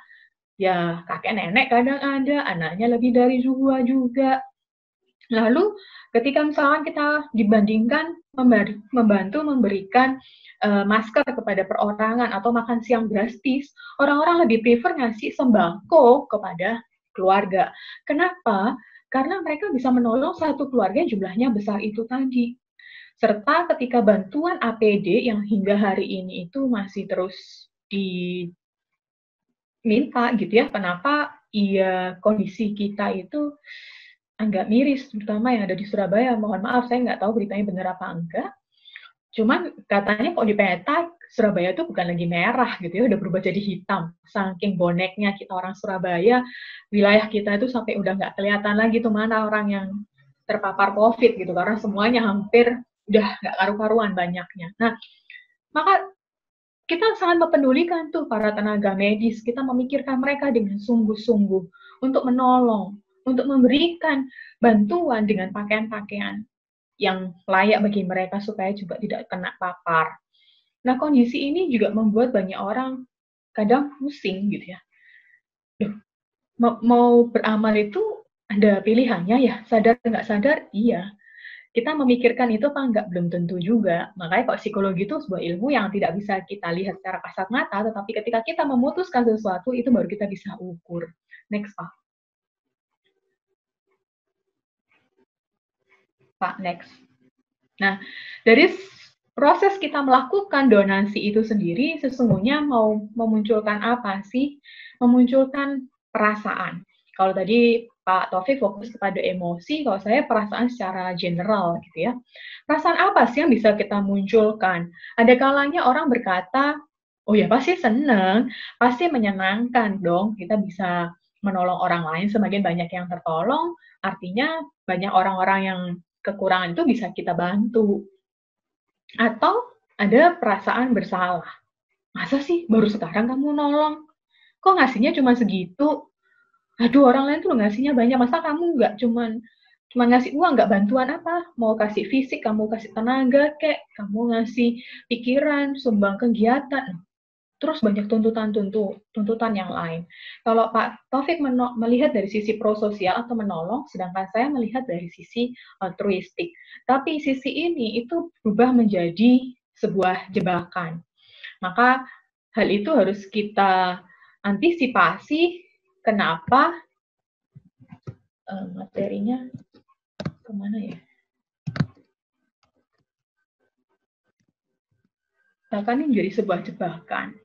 Kalau di Indonesia mungkin ini tidak terlalu common gitu ya. Beramal itu dikawinkan dengan berbisnis. Tapi ada juga kok, saya tahu waktu saya masih dulu kerja di Carrefour, beberapa klien-klien kita atau distributor-distributor kita juga memainkan itu gitu ya. Dikawinkan kalau membeli barang X gitu ya, itu nanti akan ada sebagian partnya untuk dikasih ke badan amal. Ya kita nggak melihat sih badan amal itu benar atau enggak, oknum-oknum yang nakal itu kita nggak melihat itunya. Cuman yang kita lihat, orang-orang di tengah kita dibuat merasa bersalah. Masa kamu nggak mau nolong? Ini loh, dengan beli ini kamu nanti akan jadi berikan sedikit uang untuk amal. Dibanding kamu ngasih amal sendiri, gimana? At the end apa? Kita konsumtif, beli tuh barang sebanyak-banyaknya dengan harapan kita juga nolong. Lewat dari toko itu, lewat dari situasional itu, yang terjadi adalah kita mulai stres. Ngapain tadi saya tuh beli barang ini segini banyak, buat apa? Coba. Contoh kata yang lagi gaung gitu kan di banyak negara, penggunaan barang-barang organik, go green gitu ya. Di Indonesia juga sempat tuh digaungkan penggunaan tisu. Kenapa? Karena tisu itu paling banyak kita gunakan, tapi itu merusak lingkungan. Kenapa? Karena memotong banyak sekali pohon. Sedangkan di Indonesia sendiri, berapa banyak sih di antara kita yang mikirin untuk reboisasi di hutan-hutan? Kagak ada. Yang ada sering-sering tuh di wilayah Kalimantan atau di Sumatera itu kebakaran hutan. Nah, beberapa produsen menciptakan tisu yang terbuat dari tepung tapioka. Maka dia membuat promosi, terus nanti dia akan bilang, sebagian dari dana pembelian tisu ini akan digunakan untuk melakukan reboisasi. Nah, dia selalu melakukan itu. Singkat kata, kita tuh beli tuh banyak sekali yang namanya tisu, karena kita berharap, oh ya sih, saya nggak mungkin tuh nanam pohon di hutan, emang saya ngerti hutan mana. Ya udahlah, saya beli aja paling gampang. Oh, belilah kita mungkin 4-5 bal.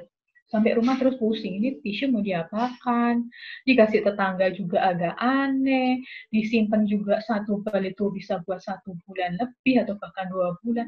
Terus ke-4 bal ini buat ngapain? Itu hati-hati, itu adalah trap. Kenapa? Karena kita lihat sekarang itu bukan cuma memberi dalam artian biasa ikhlas betul, tetapi uang yang tadi kita keluarkan itu sudah kita budgetin belum? Jangan sampai itu kita ngeluarin duit tapi kita sendiri juga nggak ngerti itu uang yang bagian dari mana. Jangan-jangan nanti ke depan kita sendiri nggak bisa makan karena kemarin udah ngabisin banyak uang untuk beli barang-barang yang nggak benar. Atau nih paling banyak juga di mall. Saya juga sering ngalamin gitu ya, beberapa lembaga atau asosiasi amal yang, halo Kak, Cek, apalah istilahnya gitu ya. Kita dari ini kita sudah melakukan kegiatan ini terus gitu. Kita udah menghindar tuh pergi, ditarik lah gitu. Ntar kalau enggak orangnya tuh salah satu booth bisa 4-5 orang. Lari dari yang sebelah kiri, ntar datangnya dari kanan, ntar dari kiri. Buset, sampai kita bingungnya orang dikepung banget gitu ya. Intinya supaya kita tetap beramal. Hati-hati dengan bentuk trap itu. Kita mengejar rasa bahagia atau disebabkan karena rasa bersalah sehingga kita melakukan donasi. Next, Pak. Bu Hani, waktunya maksimal 8 menit lagi, Bu. Baik, Pak. Lalu dengan kondisi yang terakhir, ngomongin tentang perbandingan sosial. Ini juga menjadi trap yang cukup tidak nyaman ya. Kenapa? Karena kita suka melihat kondisi-kondisi lingkungan di sekitar kita. Oh, orang-orang itu mayoritas memberikan. Masa saya nggak beri? Ini contoh gampang. Kalau misalkan di RT RW atau di wilayah-wilayah kita, gitu ya, ada kegiatan amal lah, gitu katakan, mau lebaran, kita amal memberikan donasi kepada para pekerja yang menolong kita di kompleks perumahan. Terus dikasih tuh sodoran, ada list nama beserta dengan uang. Hati ini nggak kepengen ngasih mau sedikit aja, tapi dilihat dan semua orang mahal-mahal ngasihnya, ya udahlah cari yang paling murah berapa, ya udahlah kita ngisi sesuai itu. Hati-hati juga, ini trap. Kenapa? Itu tidak menjadikan kita ikhlas untuk memberikan sesuatu. Padahal tujuan kita beramal bukan untuk itu. Atau kita ngerasa, oh ya karena orang itu pernah menolong saya atau keluarga orang itu, wilayah situ pernah membantu saya, maka saya juga harus membantu. Atau yang terakhir, oh iya karena lembaga amal itu sudah melakukan banyak kegiatan, maka pantas kita bekerja bersama dengan mereka. Hal-hal perbandingan sosial ini paling sering kita alami gitu. Kenapa? Ya, kita hidup sebagai manusia sosial, bertemu dengan banyak orang yang menuntut kita untuk terus memikirkan kenapa saya berbuat hanya seperti ini, sedangkan yang lain berbuat lebih daripada itu. Next, Pak. Next. Maka singkat kata, apa yang mau kita pahami dengan materi yang sedikit saya paparkan ini? Gitu. Saya tidak sedang menggurui Bapak Ibu tentang bagaimana cara beramal yang baik, tetapi at least kita kalau ingin beramal itu tidak mengganggu kantong kita, tidak mengganggu anggaran kita selama 1 bulan ataupun bahkan sama 1 tahun. Kita melakukan semuanya dengan logis dan itu dilakukan secara ikhlas. Maka yang pertama pasti kita harus menentukan budget kita. Berapa sih nominal yang pas untuk kita memberikan amal. Lakukan itu sesuai dengan porsinya. Kalau emang kita punya budgetnya cuma kecil, ya nggak apa-apa, ya nggak apa-apa. Yang penting kan kita ikhlas dan kita bertanggung jawab. Terus kita mulailah kita melakukan amal dengan menggunakan perasaan-perasaan yang dilakukan oleh anak-anak itu. Maksudnya apa? Ya, kita nggak usah mikir lah. Itu orang itu melakukan dengan benar atau enggak, itu akan konsekuensinya itu sesuai dengan kita harapkan atau enggak. Udahlah, itu kita percayakan kepada badan-badan amal yang kita salurkan dananya. Karena apa? Kalau kita terus memikirkan itu, pada akhirnya ya kita jengkel dan pada akhirnya kita nggak akan pernah amal, terlalu banyak pikiran-pikiran yang mengganggu. Sehingga kita harus tahu dasar jelas saya mau amal itu apa. Menolong orang, mencari muka, pengen dinyatakan sama seperti masyarakat yang lain, atau hal apa nih? Dan jangan biarkan kita terus berada di posisi rasa bersalah di saat kita mungkin tidak beramal seperti yang kita harapkan. Atau mungkin masyarakat harapkan. Kenapa? Kalau tadi ceritanya digabungkan dengan pembelanjaan, sadar nggak sadar kita malah jadi hedon, belanja sebanyak-banyaknya, tetapi itu bukan hal yang kita pentingkan. Dan yang terakhir, kita harus memahami betul kepada siapa kita akan beramal. Karena urusan beramal itu hanyalah urusan kita, saya secara pribadi, dan orang yang menerima. Dan yang paling penting, Tuhan pasti tahu segala apa yang kita lakukan. Maka sedikit pesan dari saya, marilah kita belajar gitu ya, bagaimana sih cara beramal yang baik dan benar. Tidak ada yang salah dalam proses beramal, hanya milikilah hati untuk siap mengamalkan segala apa yang kita miliki, baik itu uang, baik itu benda, apapun, tenaga, itu pun terhitung di dalamnya. Hanya saja jangan mengharapkan sesuatu karena amal itu bukan untuk mendapatkan sesuatu. Kiranya materi ini bisa bermanfaat bagi teman-teman semua, Bapak Ibu. Terima kasih. Saya kembalikan kepada Pak Hasrul. Ya, makasih Bu Hani. Beri reaksi Bapak Ibu, tepuk tangan pada Bu Hani. Bisa dipencet di bagian emoji reaction. Ya, Bapak Ibu yang terhormat, pada 2 sesi pertama kita sudah lewati dengan sesi pemaparan dari Pak Taufik dan Bu Hani. Nah, sekarang tiba waktunya kita sesi tanya jawab. Sebentar. Bu Hani dan Pak Taufik sudah ada beberapa pertanyaan. Saya mulai dengan pertanyaan yang pertama dari sebentar, ini dari yang pertamanya adalah dari Bu Neng Sri Nuraini dari UIN Jakarta. Kalau saya sempat bacakan, saya akan bacakan ya Bu ya.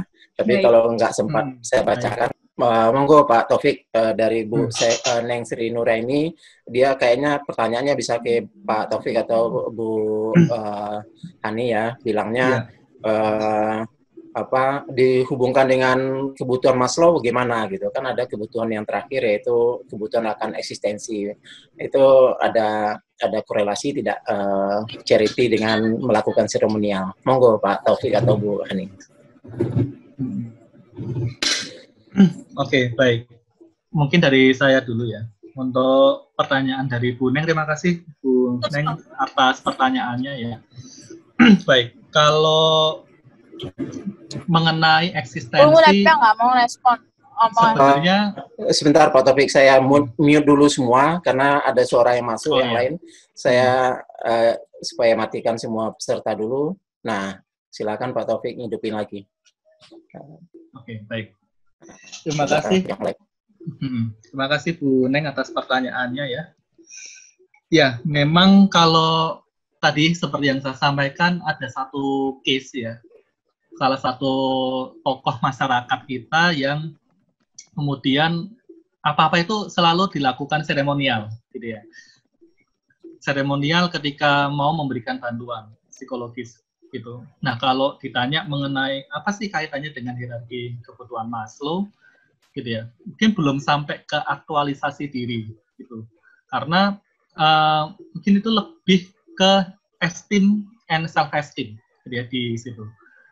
Karena kalau kita itu mau memberikan bantuan, gitu, karena kalau aktualisasi diri itu kan satu ini ya capaian yang lebih dari sekedar harga diri. Kayak rasanya itu kalau kita itu nggak bantu orang lain, kalau kita itu nggak menunjukkan itu ke orang lain itu rasanya kayak nanti kita itu bakal diomongin gitu. Wah ini tuh bupati, uangnya tuh banyak gitu ya, tapi kok nggak ngasih bantuan gitu ya, kan akan menurunkan esteem gitu ya di dalam diri kita gitu. Nah, mungkin kalau dikaitkan dengan hierarki kebutuhan Maslow, saya lebih menyorotinya lebih kaitannya ke itu gitu ya, ke self esteem pada diri seseorang gitu ya di situ. Dan memang benar gitu ya, kalau kita lihat beberapa komunitas atau tidak hanya dari viralnya Bupati Klaten ya Pak yang lalu itu, seremonial itu memang sangat banyak dilakukan gitu. Dan memang sebenarnya kalau dari tadi yang sudah saya sampaikan, buat apa gitu ya kalau kita itu melakukan seremonial gitu. Toh esensi dari kita itu menolong orang lain adalah ada niat dari diri kita, bahwa diri kita itu niat untuk bantu, niat untuk memang orang yang kita tuju itu sudah memang pantas untuk mendapatkan bantuan. Dan kalau kita itu datangnya dari niat, tentunya itu tidak hanya untuk menyenangkan diri kita, tetapi juga untuk menyenangkan orang lain. Jadi kalau empati kan seperti itu, gitu ya. Jadi bantu itu nggak hanya untuk melepaskan diri kita, tetapi juga orang lain juga, gitu ya. Jadi sama-sama kita itu bisa merasakan apa yang dirasakan oleh orang lain, gitu ya, di situ. Sehingga kita akan mencapai rasa empati di situ, bukan untuk menunjukkan atau untuk meninggikan self-esteem kita sebenarnya gitu. Jadi memang kalau para pelaku kegiatan charity yang kemudian dia tuh pamer di sosial media menunjukkannya itu harus pakai seremonial, lalu harus manggil media, kalau nggak ada media itu nggak mau ngasih bantuan, ya itu masih dalam tataran self-esteem dan itu banyak dilakukan oleh ya tokoh-tokoh masyarakat gitu ya di situ. Apalagi orang-orang yang udah terkenal gitu. Tidak hanya tokoh masyarakat yang ini ya kepala daerah ya, tetapi mungkin kalau dia itu seorang rektor gitu, atau mungkin dia itu seorang dekan, atau dia itu memegang jabatan yang tinggi, rasanya itu kalau nggak ada seremonial itu akan menurunkan self-esteem-nya dia gitu ya, di situ.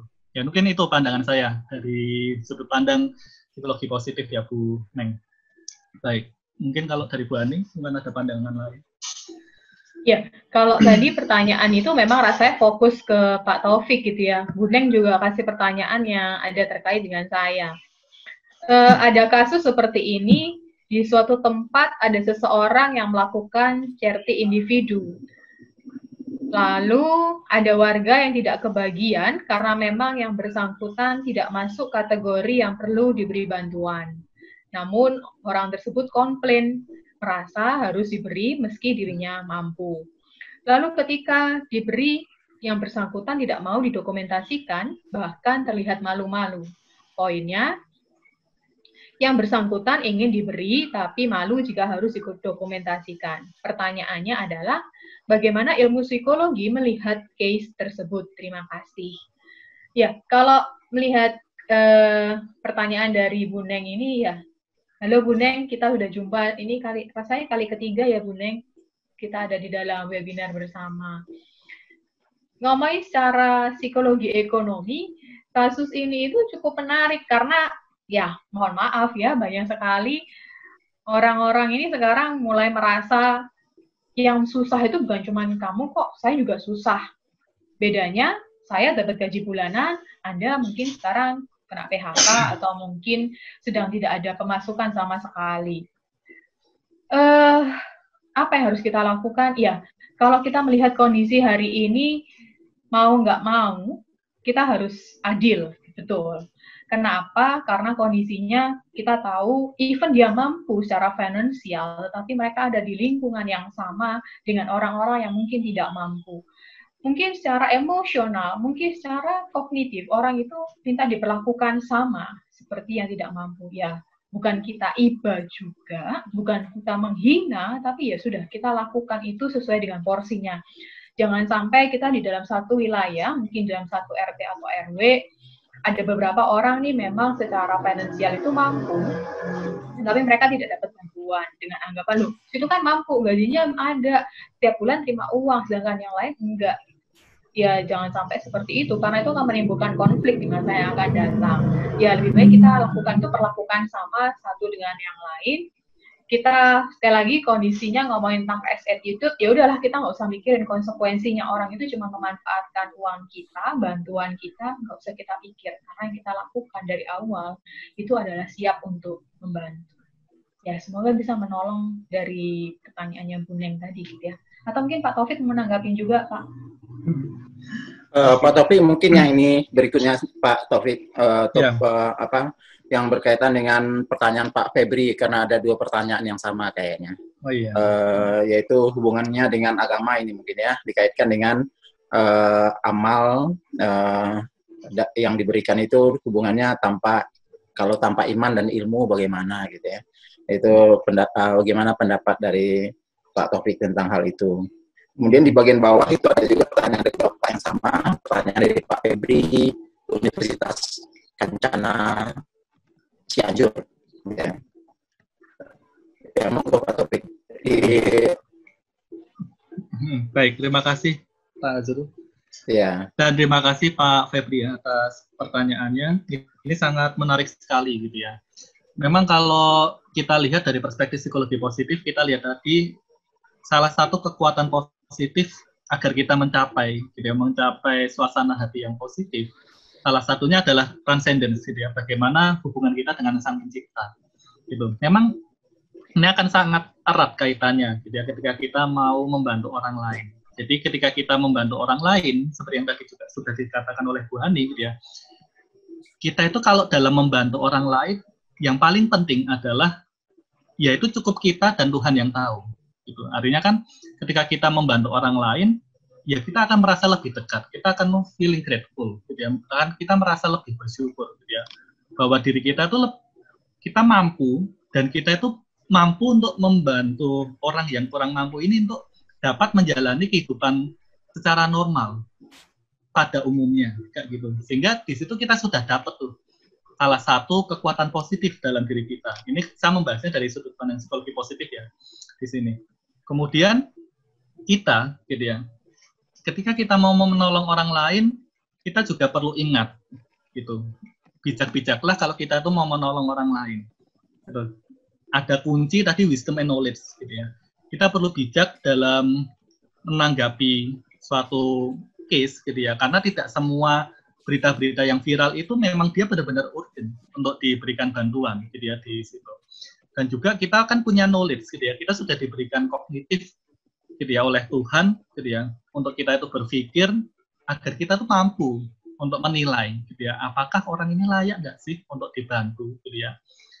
Karena ini kembali lagi ke tips yang dari saya tadi, gitu ya, niat dan tujuan kita tuh perlu ditetapkan terlebih dahulu. Kalau kita sudah ada niat dan tujuan, kita akan bisa mencapai empati di situ. Tidak hanya kita merasa iba, gitu. Kalau iba kan kita memandang bahwa orang itu tuh nggak pantas untuk hidup seperti itu. Orang itu tuh nggak pantas untuk berada di posisi yang demikian. Maka aku harus bantu. Itu kan ada di ranah kognitif, gitu ya, di situ. Tapi kalau kita empati, kita harus telusuri dulu, gitu ya. Niat dan tujuan kita itu seperti apa? Siap nggak sih kita itu untuk melakukan donasi, gitu? Karena kadang kita lupa gitu ya. Karena makanya ini juga sangat berkaitan erat dengan apa yang sudah dibahas oleh Bu Ani tadi gitu ya. Dalam kita melakukan donasi, kita tuh sering lupa tidak mengalokasikan dana gitu ya. Karena itu tidak masuk dalam perhitungan gitu. Sehingga kalau itu tidak masuk dalam perhitungan, yang ada apa? Gitu ya. Justru akan menyengsarakan diri kita, membuat kita itu nggak happy. Sehingga niat dan tujuan itu akan runtuh. Sehingga yang terjadi apa? Ketika kita menolong orang lain, tujuannya adalah untuk kita lepas dari rasa bersalah, lepas dari perasaan tidak nyaman, kayak gitu. Makanya ini sangat erat kaitannya materi saya dan Bu Hani ini.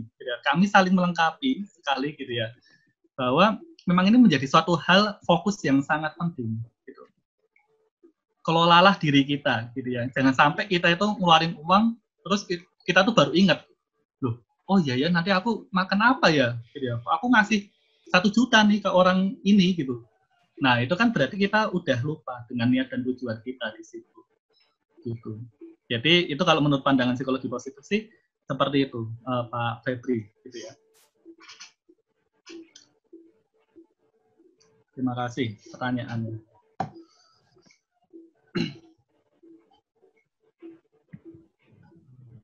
Mungkin kalau dari Bu Ani, mau menjawab pertanyaan selanjutnya. Saya ada Pak Hasrul kayaknya mau ngomong, Pak. Tapi kena mute, Pak. Oh, kena mute. Masih di mute, Pak Hasrul. Oh, sorry. Lanjutkan yang pertanyaan Pak Febri, amalan terbaik dan amalan yang terikhlas gitu ya. Baik. Ya, kalau menurut saya seperti ini, Pak Febri. Terima kasih, ini pertanyaan yang menjadi sangat agamawi sekali gitu. Tapi tidak apa-apa, ini pertanyaan yang bagus. Kalau menurut pandangan saya dan baik secara sisi ekonomi, di saat kita sudah melakukan niat, tentu kita sudah memikirkan untuk memberikan yang terbaik. Ketika kita membuat porsi untuk menyediakan dana terlebih khusus untuk menolong orang lain, artinya kita sudah memikirkan, ya porsi itu sebenarnya porsi terbaik yang bisa saya berikan di tengah biaya-biaya yang banyak itu harus saya keluarkan. Nah, ketika kita sudah memberikan niat itu, ya saya rasa setiap kita pasti sudah memberikan itu dengan ikhlas. Kenapa? Ya karena porsinya sudah ditetapkan. Kalau kita ternyata ngambil porsi yang lain, gimana? Gitu. Tadi saya sedikit ada baca pertanyaannya dari Bu Syafitri gitu ya, atau Mbak Dede. Gimana nih kalau misalkan kita ngambil porsi yang lain? Ya nggak apa-apa, selama kita melakukan segala sesuatu yang kita amalkan itu dengan ikhlas, karena antara yang terbaik dengan yang terikhlas itu tidak bisa dipisahkan. Kalau kita memisahkan, kita ikhlas tapi itu barang itu jelek, tapi itu barang bekas, nggak apa-apa kalau barang bekasnya masih layak, masih bagus. Tapi seringkali kan kadang ya kita tutup mata, pura-pura nggak kelihatan. Udah jelek, udah kelihatan ada luka-lukanya, dan mohon maaf mungkin nggak pantas, kecuali memang kita udah katakan dengan orang itu membutuhkan, tapi kita bilang, maaf, ini ada cacatnya, ini ada lukanya, masih mau terima nggak? Masih, ya udah. Kita ikhlas kok. Itu juga yang sudah terbaik kita pilihkan yang kita miliki. Tetapi kalau kita cuma ikhlas, tetapi hasil yang kita berikan itu jelek, ya apakah itu memang layak untuk kita amalkan? Saya rasa dalam porsi apapun, beramal itu nggak bisa kita pisahkan antara ikhlas dengan terbaik. Seperti itu, Pak. Oke, makasih Bu Ani. Berikut pertanyaan dari Bu Vidya UII. Apakah moral, ada amal berupa moral juga tidak? Apakah ada atau tidak, Pak? Jadi charity dalam bentuk moral gitu ya, bukan hanya material. Oke, baik. Terima kasih Pak Azrul. Dan terima kasih Bu Vidya dari UII atas pertanyaannya ya. Ya, tadi agak lupa saya singgung tadi ya, mengenai kegiatan charity yang lain selain donasi. Gitu ya. Sebenarnya kalau kita bicara tentang kegiatan charity itu, juga kita bicara mengenai kegiatan kerelawanan juga. Gitu. Jadi sebenarnya bantuan moral ini, seperti pengalaman saya dulu ketika saya terlibat dalam kegiatan kerelawanan di tahun 2010 di Jogja pada saat erupsi Gunung Merapi pada saat itu salah satu bentuk dukungan moral kita pada orang yang membutuhkan. Jadi sebenarnya bantuan yang dibutuhkan oleh seseorang itu tidak hanya bantuan berupa donasi saja gitu ya. kadang kalau kita melihat masyarakat kita itu kalau sedikit-sedikit dikasih bansos gitu ya, sedikit-sedikit dikasih sembako gitu ya, ya bansos itu ya ada sembako, ada uang dan lain sebagainya, itu malah justru memberikan mental minta gitu ya. Mental minta itu apa? Artinya dia tidak ada usaha dan menunggu dari pemerintah gitu. Jadinya malah nagih gitu ya. Ada rasa edik gitu ya. Misalnya tahun ini kita ngasih bansos. Tahun depan kalau kita nggak ngasih bansos bakal ditanya, loh, kok nggak dikasih bansos ya kayak gitu. Jadi tidak menimbulkan usaha gitu ya di situ. Tapi ada cara lain gitu ya, selain bantuan sosial, baik itu selain memberikan APD, memberikan masker, hand sanitizer dan lain sebagainya, kegiatan kerelawanan pun juga bisa kita lakukan. Toh juga seperti ini ya, dari pemerintah pun membuka lowongan untuk psikolog gitu ya, untuk call center di 119 gitu ya, di ekstensi 8 untuk layanan sejiwa gitu ya, atau sehat jiwa dari kerjasama HIMSI Pusat dengan kantor staf presiden di situ. Itu merupakan salah satu bentuk kita, partisipasi kita dalam kegiatan charity sebenarnya. Kita selaku relawan psikolog untuk membantu masyarakat yang membutuhkan, itu sebenarnya juga bisa dalam dianggap sebagai kegiatan charity. Asalkan apa? Ada 3 hal yang tadi saya sampaikan. Ada niat atau ada panggilan dari diri kita, tidak ada paksaan, gitu ya. Tidak ada paksaan itu apa? Seperti tadi, kalau aku nggak bantu, teman-temanku loh pada bantu, kok aku kalau nggak bantu ya, itu kan berarti belum ada niatan sebenarnya dalam diri kita. Tapi kalau benar-benar terpanggil diri kita itu bahwa aku benar-benar mau bantu nih, kayaknya dia memang benar-benar butuh bantuan deh, gitu ya. Sehingga kita sudah tetapkan niat dan tujuan kita, maka kita gerak ikut kegiatan kerelawanan, gitu ya, di layanan sejiwa itu, atau ikut relawan di Wisma Atlet. Di situ juga ada relawan psikologi juga. Kebetulan adik kelas saya pun juga ada yang mengikuti itu. Gitu. Jadi sebenarnya tidak hanya ini ya, tidak hanya bantuan berupa donasi, gitu ya, tetapi juga kegiatan kerelawanan pun juga bisa, gitu ya, memberikan bantuan moral. Justru di situ kita bisa feel empatik lebih, more and more, gitu ya. Tidak hanya ketika kita ngasih sembako terus udah, gitu ya. Tapi kalau kita relawan itu lebih intens sebenarnya. Ya, kalau pengalaman dari saya ikut kegiatan kerelawanan itu lebih ini ya, lebih enak gitu ya. Lebih enaknya tuh apa? Kita bisa berempati, tapi ya cost emotionnya memang lebih gede gitu ya. Artinya cost emotion itu kita lebih mudah untuk cepat lelah gitu ya. Mudah sekali untuk cepat lelah karena kita terkuras habis gitu ya emosi kita, tapi kita seneng gitu ya karena kita ikhlas dan kita niat untuk melakukan itu.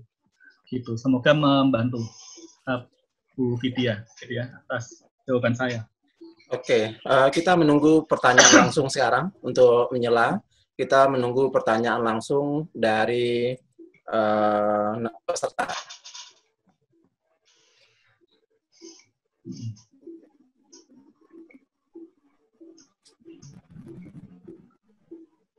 Silakan untuk raise hand.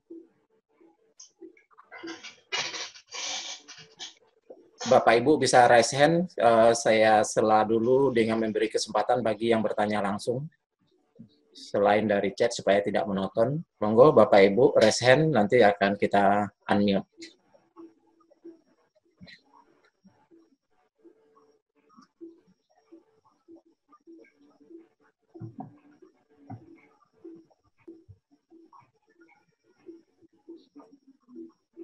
Belum ada? Ya, oke, sambil mencari pertanyaan atau memikirkan pertanyaan secara langsung, berikut kepada Pak Taufik dari Adi Wena Unika Sugija Pranata Semarang, Pak. Itu yang berdasarkan jika harus memilih salah satu berdasarkan psikologi positif dalam melakukan charity, lebih penting motif atau efek yang diterima bagi yang membutuhkan. Monggo Pak Taufik. Baik, terima kasih atas pertanyaannya Pak Adi Wena dari Unika. Ya, seperti yang tadi saya sampaikan ya, bahwa ketika kita itu mau membantu orang lain, maka kita perlu untuk empatik, gitu ya, tidak hanya sekedar iba. Karena kalau kita iba, gitu ya, artinya kita menganggap bahwa dia itu nggak pantas untuk berada dalam posisi itu. Berarti kan kita tidak mengindahkan diri kita gitu. Yang penting dia itu happy, tapi kalau aku nggak happy ya udah, yang penting dia happy. Kadang ya itu tadi yang seperti saya sampaikan. Kadang kita sebagai manusia itu lupa bahwa diri kita itu butuh untuk dibantu. Gitu. Kadang diri kita itu merasa kuat, padahal kita tuh nggak kuat gitu ya. Sehingga kita tuh lebih rela berkorban lah. Aku yang penting orang lain seneng, kalau aku nggak seneng ya itu urusan belakangan. Sebenarnya itu yang salah gitu ya. Empati berarti kita itu benar-benar merasakan apa yang dirasakan oleh orang lain itu, dan kita pun juga merasa akan lebih senang kalau kita itu bisa membantu orang lain itu.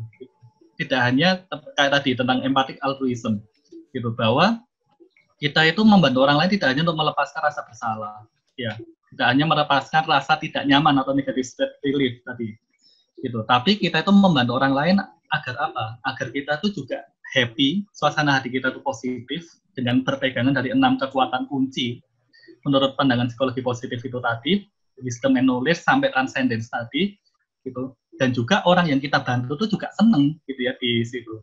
Itulah target dari charity sebenarnya kalau menurut pandangan psikologi positif gitu. Jadi tidak hanya melihat dari satu sisi, tapi kita lihat keduanya. Kita yang membantu pun juga senang karena kita sudah ada niat dan tujuan. Dan yang kedua, dari sisi yang menerima pun juga happy gitu ya. Makasih ya Mas Taufik ya udah bantu gitu misalnya. Itu akan membuat kita itu benar-benar empatik gitu ya. Ternyata memang bantuan yang saya berikan itu sangat bermanfaat ya untuk orang itu. Aku seneng banget gitu ya. Itu sebenarnya yang kita cari gitu. Jadi kita melakukan kegiatan charity itu bukan atas dasar keterpaksaan, bukan atas dasar untuk lepas dari rasa bersalah maupun rasa tidak nyaman sebenarnya. Gitu. Jadi kalau misalnya ini sebagai bahan refleksi kita bersama juga ya, apakah kalau kita melakukan kegiatan charity selama ini itu sudah benar-benar empatikkah gitu ya, atau hanya sekedar untuk mengejar eksistensi atau untuk lepas dari rasa bersalah ataupun merasa tidak nyaman. Kayak gitu. Pak Adiwena, semoga menjawab.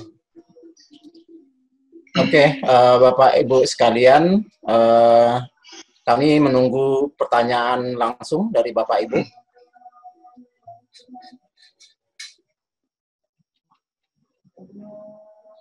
Silakan raise hand kalau ada yang ingin bertanya langsung.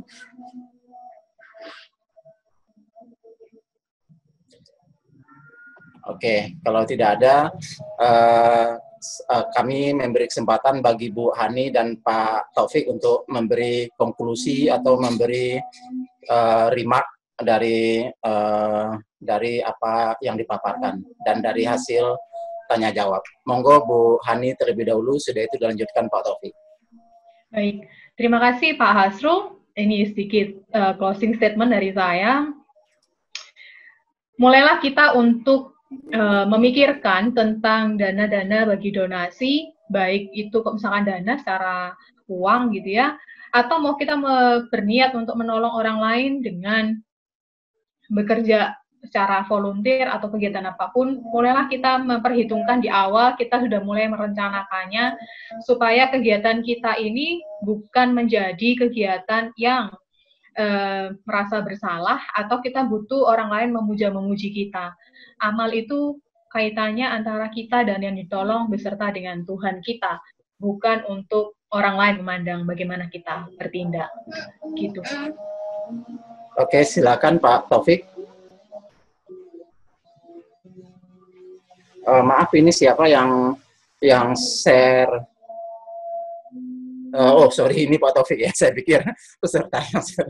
Monggo Pak Taufik, monggo.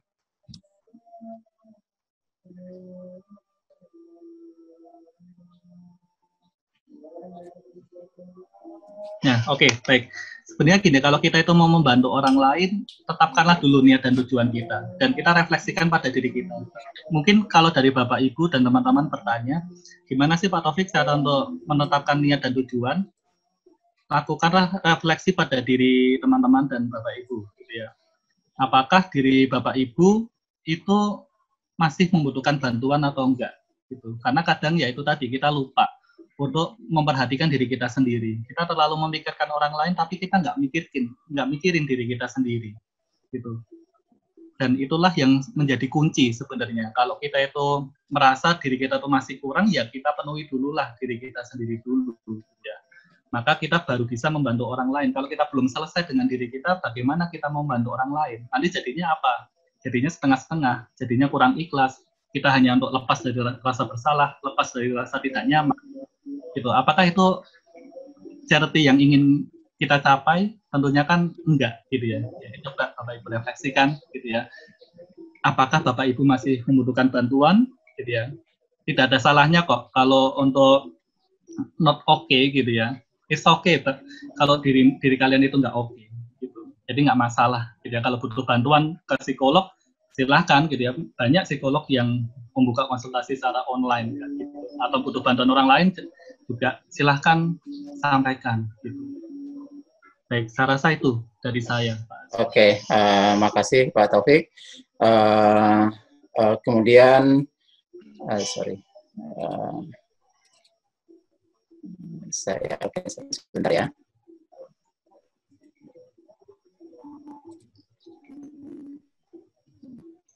Ya, sebentar.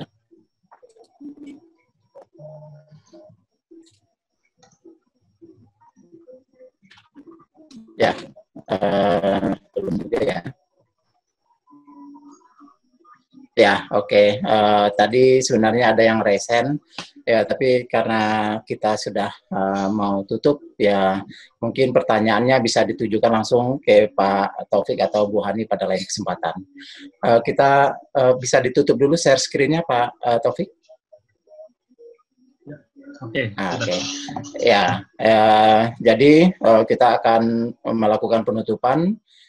Kami persilahkan Pak Suyanto untuk memberikan kata penutup dari kegiatan seminar kita pada hari ini. Monggo Pak Profesor Suyanto, Ketua LPPM Universitas Surabaya. Monggo Pak. Baik, Pak Asrul. Terima kasih Ibu Bapak. Terima kasih ke Bu Hani dan Pak Taufik. Sangat menginspirasi topik yang sudah disampaikan pada kita semua. Ada beberapa hal yang menarik untuk saya tadi disebutkan oleh Bu Hani dan Pak Taufik, bahwa ternyata kalau beramal pun kita harus pastikan bahwa kita tuh ikhlas, dan beramal pun kita harus pastikan bahwa kebutuhan kita sudah terpenuhi.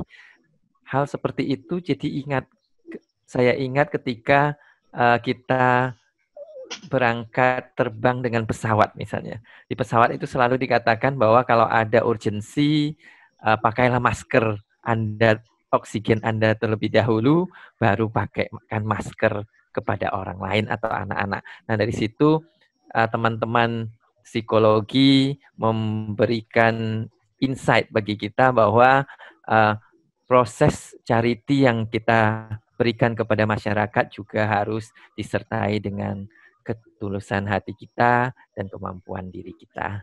Luar biasa Ibu Bapak, saya lihat juga Ibu Bapak sangat antusias, pertanyaannya sangat banyak, hanya karena waktu yang terbatas Ibu Bapak, maka kita terpaksa harus menutup acara ini. Pembicara saya yakin sangat welcome kepada Ibu Bapak, jika Ibu Bapak mau bertanya melewati email kepada pembicara. Terkait dengan sertifikat, panitia sudah mengumumkan tadi dalam waktu 7 hari akan dikirimkan kepada Ibu Bapak semua.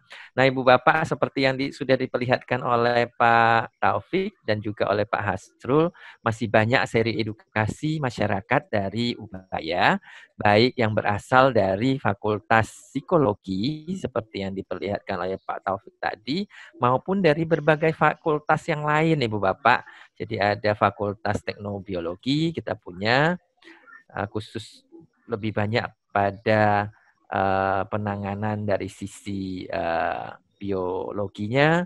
Kemudian kita juga ada dari industri kreatif, Ibu Bapak, industri kreatif dari sisi teknologinya. Kemudian juga ada dari teman-teman Fakultas Teknik Informatika, dari berbagai mana menangani berinteraksi dengan dunia maya di masa COVID. Banyak sekali Ibu Bapak, dipersilakan menghubungi panitia kalau tertarik. Demikian dari kami, Ibu Bapak. Kami dari Ubaya mengucapkan banyak terima kasih atas kehadiran Ibu Bapak semua. Kepada pembicara berdua, Bu Hani dan Pak Taufik, terima kasih banyak sudah bersedia membagikan insight pada kita. Kepada Pak Hasrul juga, panitia dan sebagainya. Terima kasih Ibu Bapak semua. Demikian dari saya kira saya kembalikan kepada Pak Hasrul. Oke, makasih Pak Profesor Sianto atas penutupannya. Bapak Ibu sekalian, secara ofisial seminar kita sudah selesai. Terima kasih pada Bu Hani dan Pak Taufik atas insight dan atas pemahaman terhadap charity yang dari titik pandang psikologi. Kami persilahkan pada Pak Atang untuk mengambil alih melakukan mengomandoi foto bersama. Pada Pak Atang, kami persilakan. Oke, baik, terima kasih Pak Azrul. Ibu Bapak, dimohon dinyalakan dulu sebentar videonya, supaya kelihatan wajahnya semuanya. Ini terdapat 2 halaman ya, yang saya lihat yang ada di tampilan ini.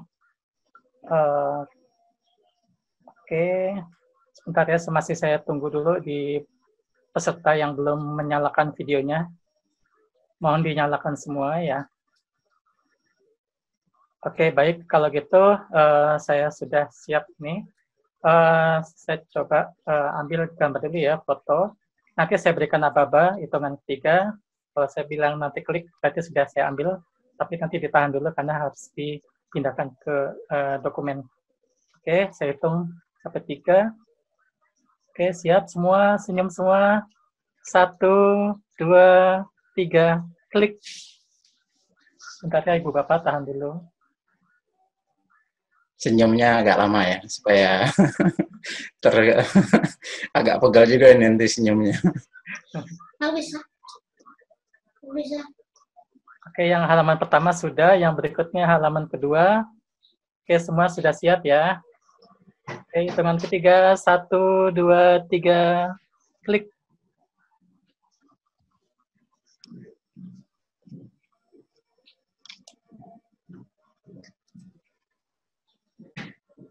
Oke, pengambilan foto sudah selesai. Saya kembalikan ke Pak Hazrul. Terima kasih, Bu Bapak. Oke, makasih Bapak Ibu sekalian. Saya pingin ikut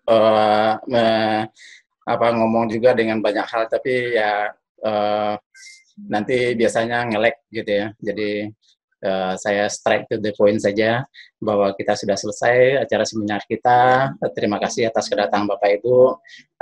Selamat berjumpa di lain kesempatan dan salam sehat selalu. Selamat siang. Akhir kata, wabillahi taufiq wal hidayah. Wassalamualaikum warahmatullahi wabarakatuh. Waalaikumsalam warahmatullahi wabarakatuh. Waalaikumsalam warahmatullahi wabarakatuh. Nah, udah jadi layar, end.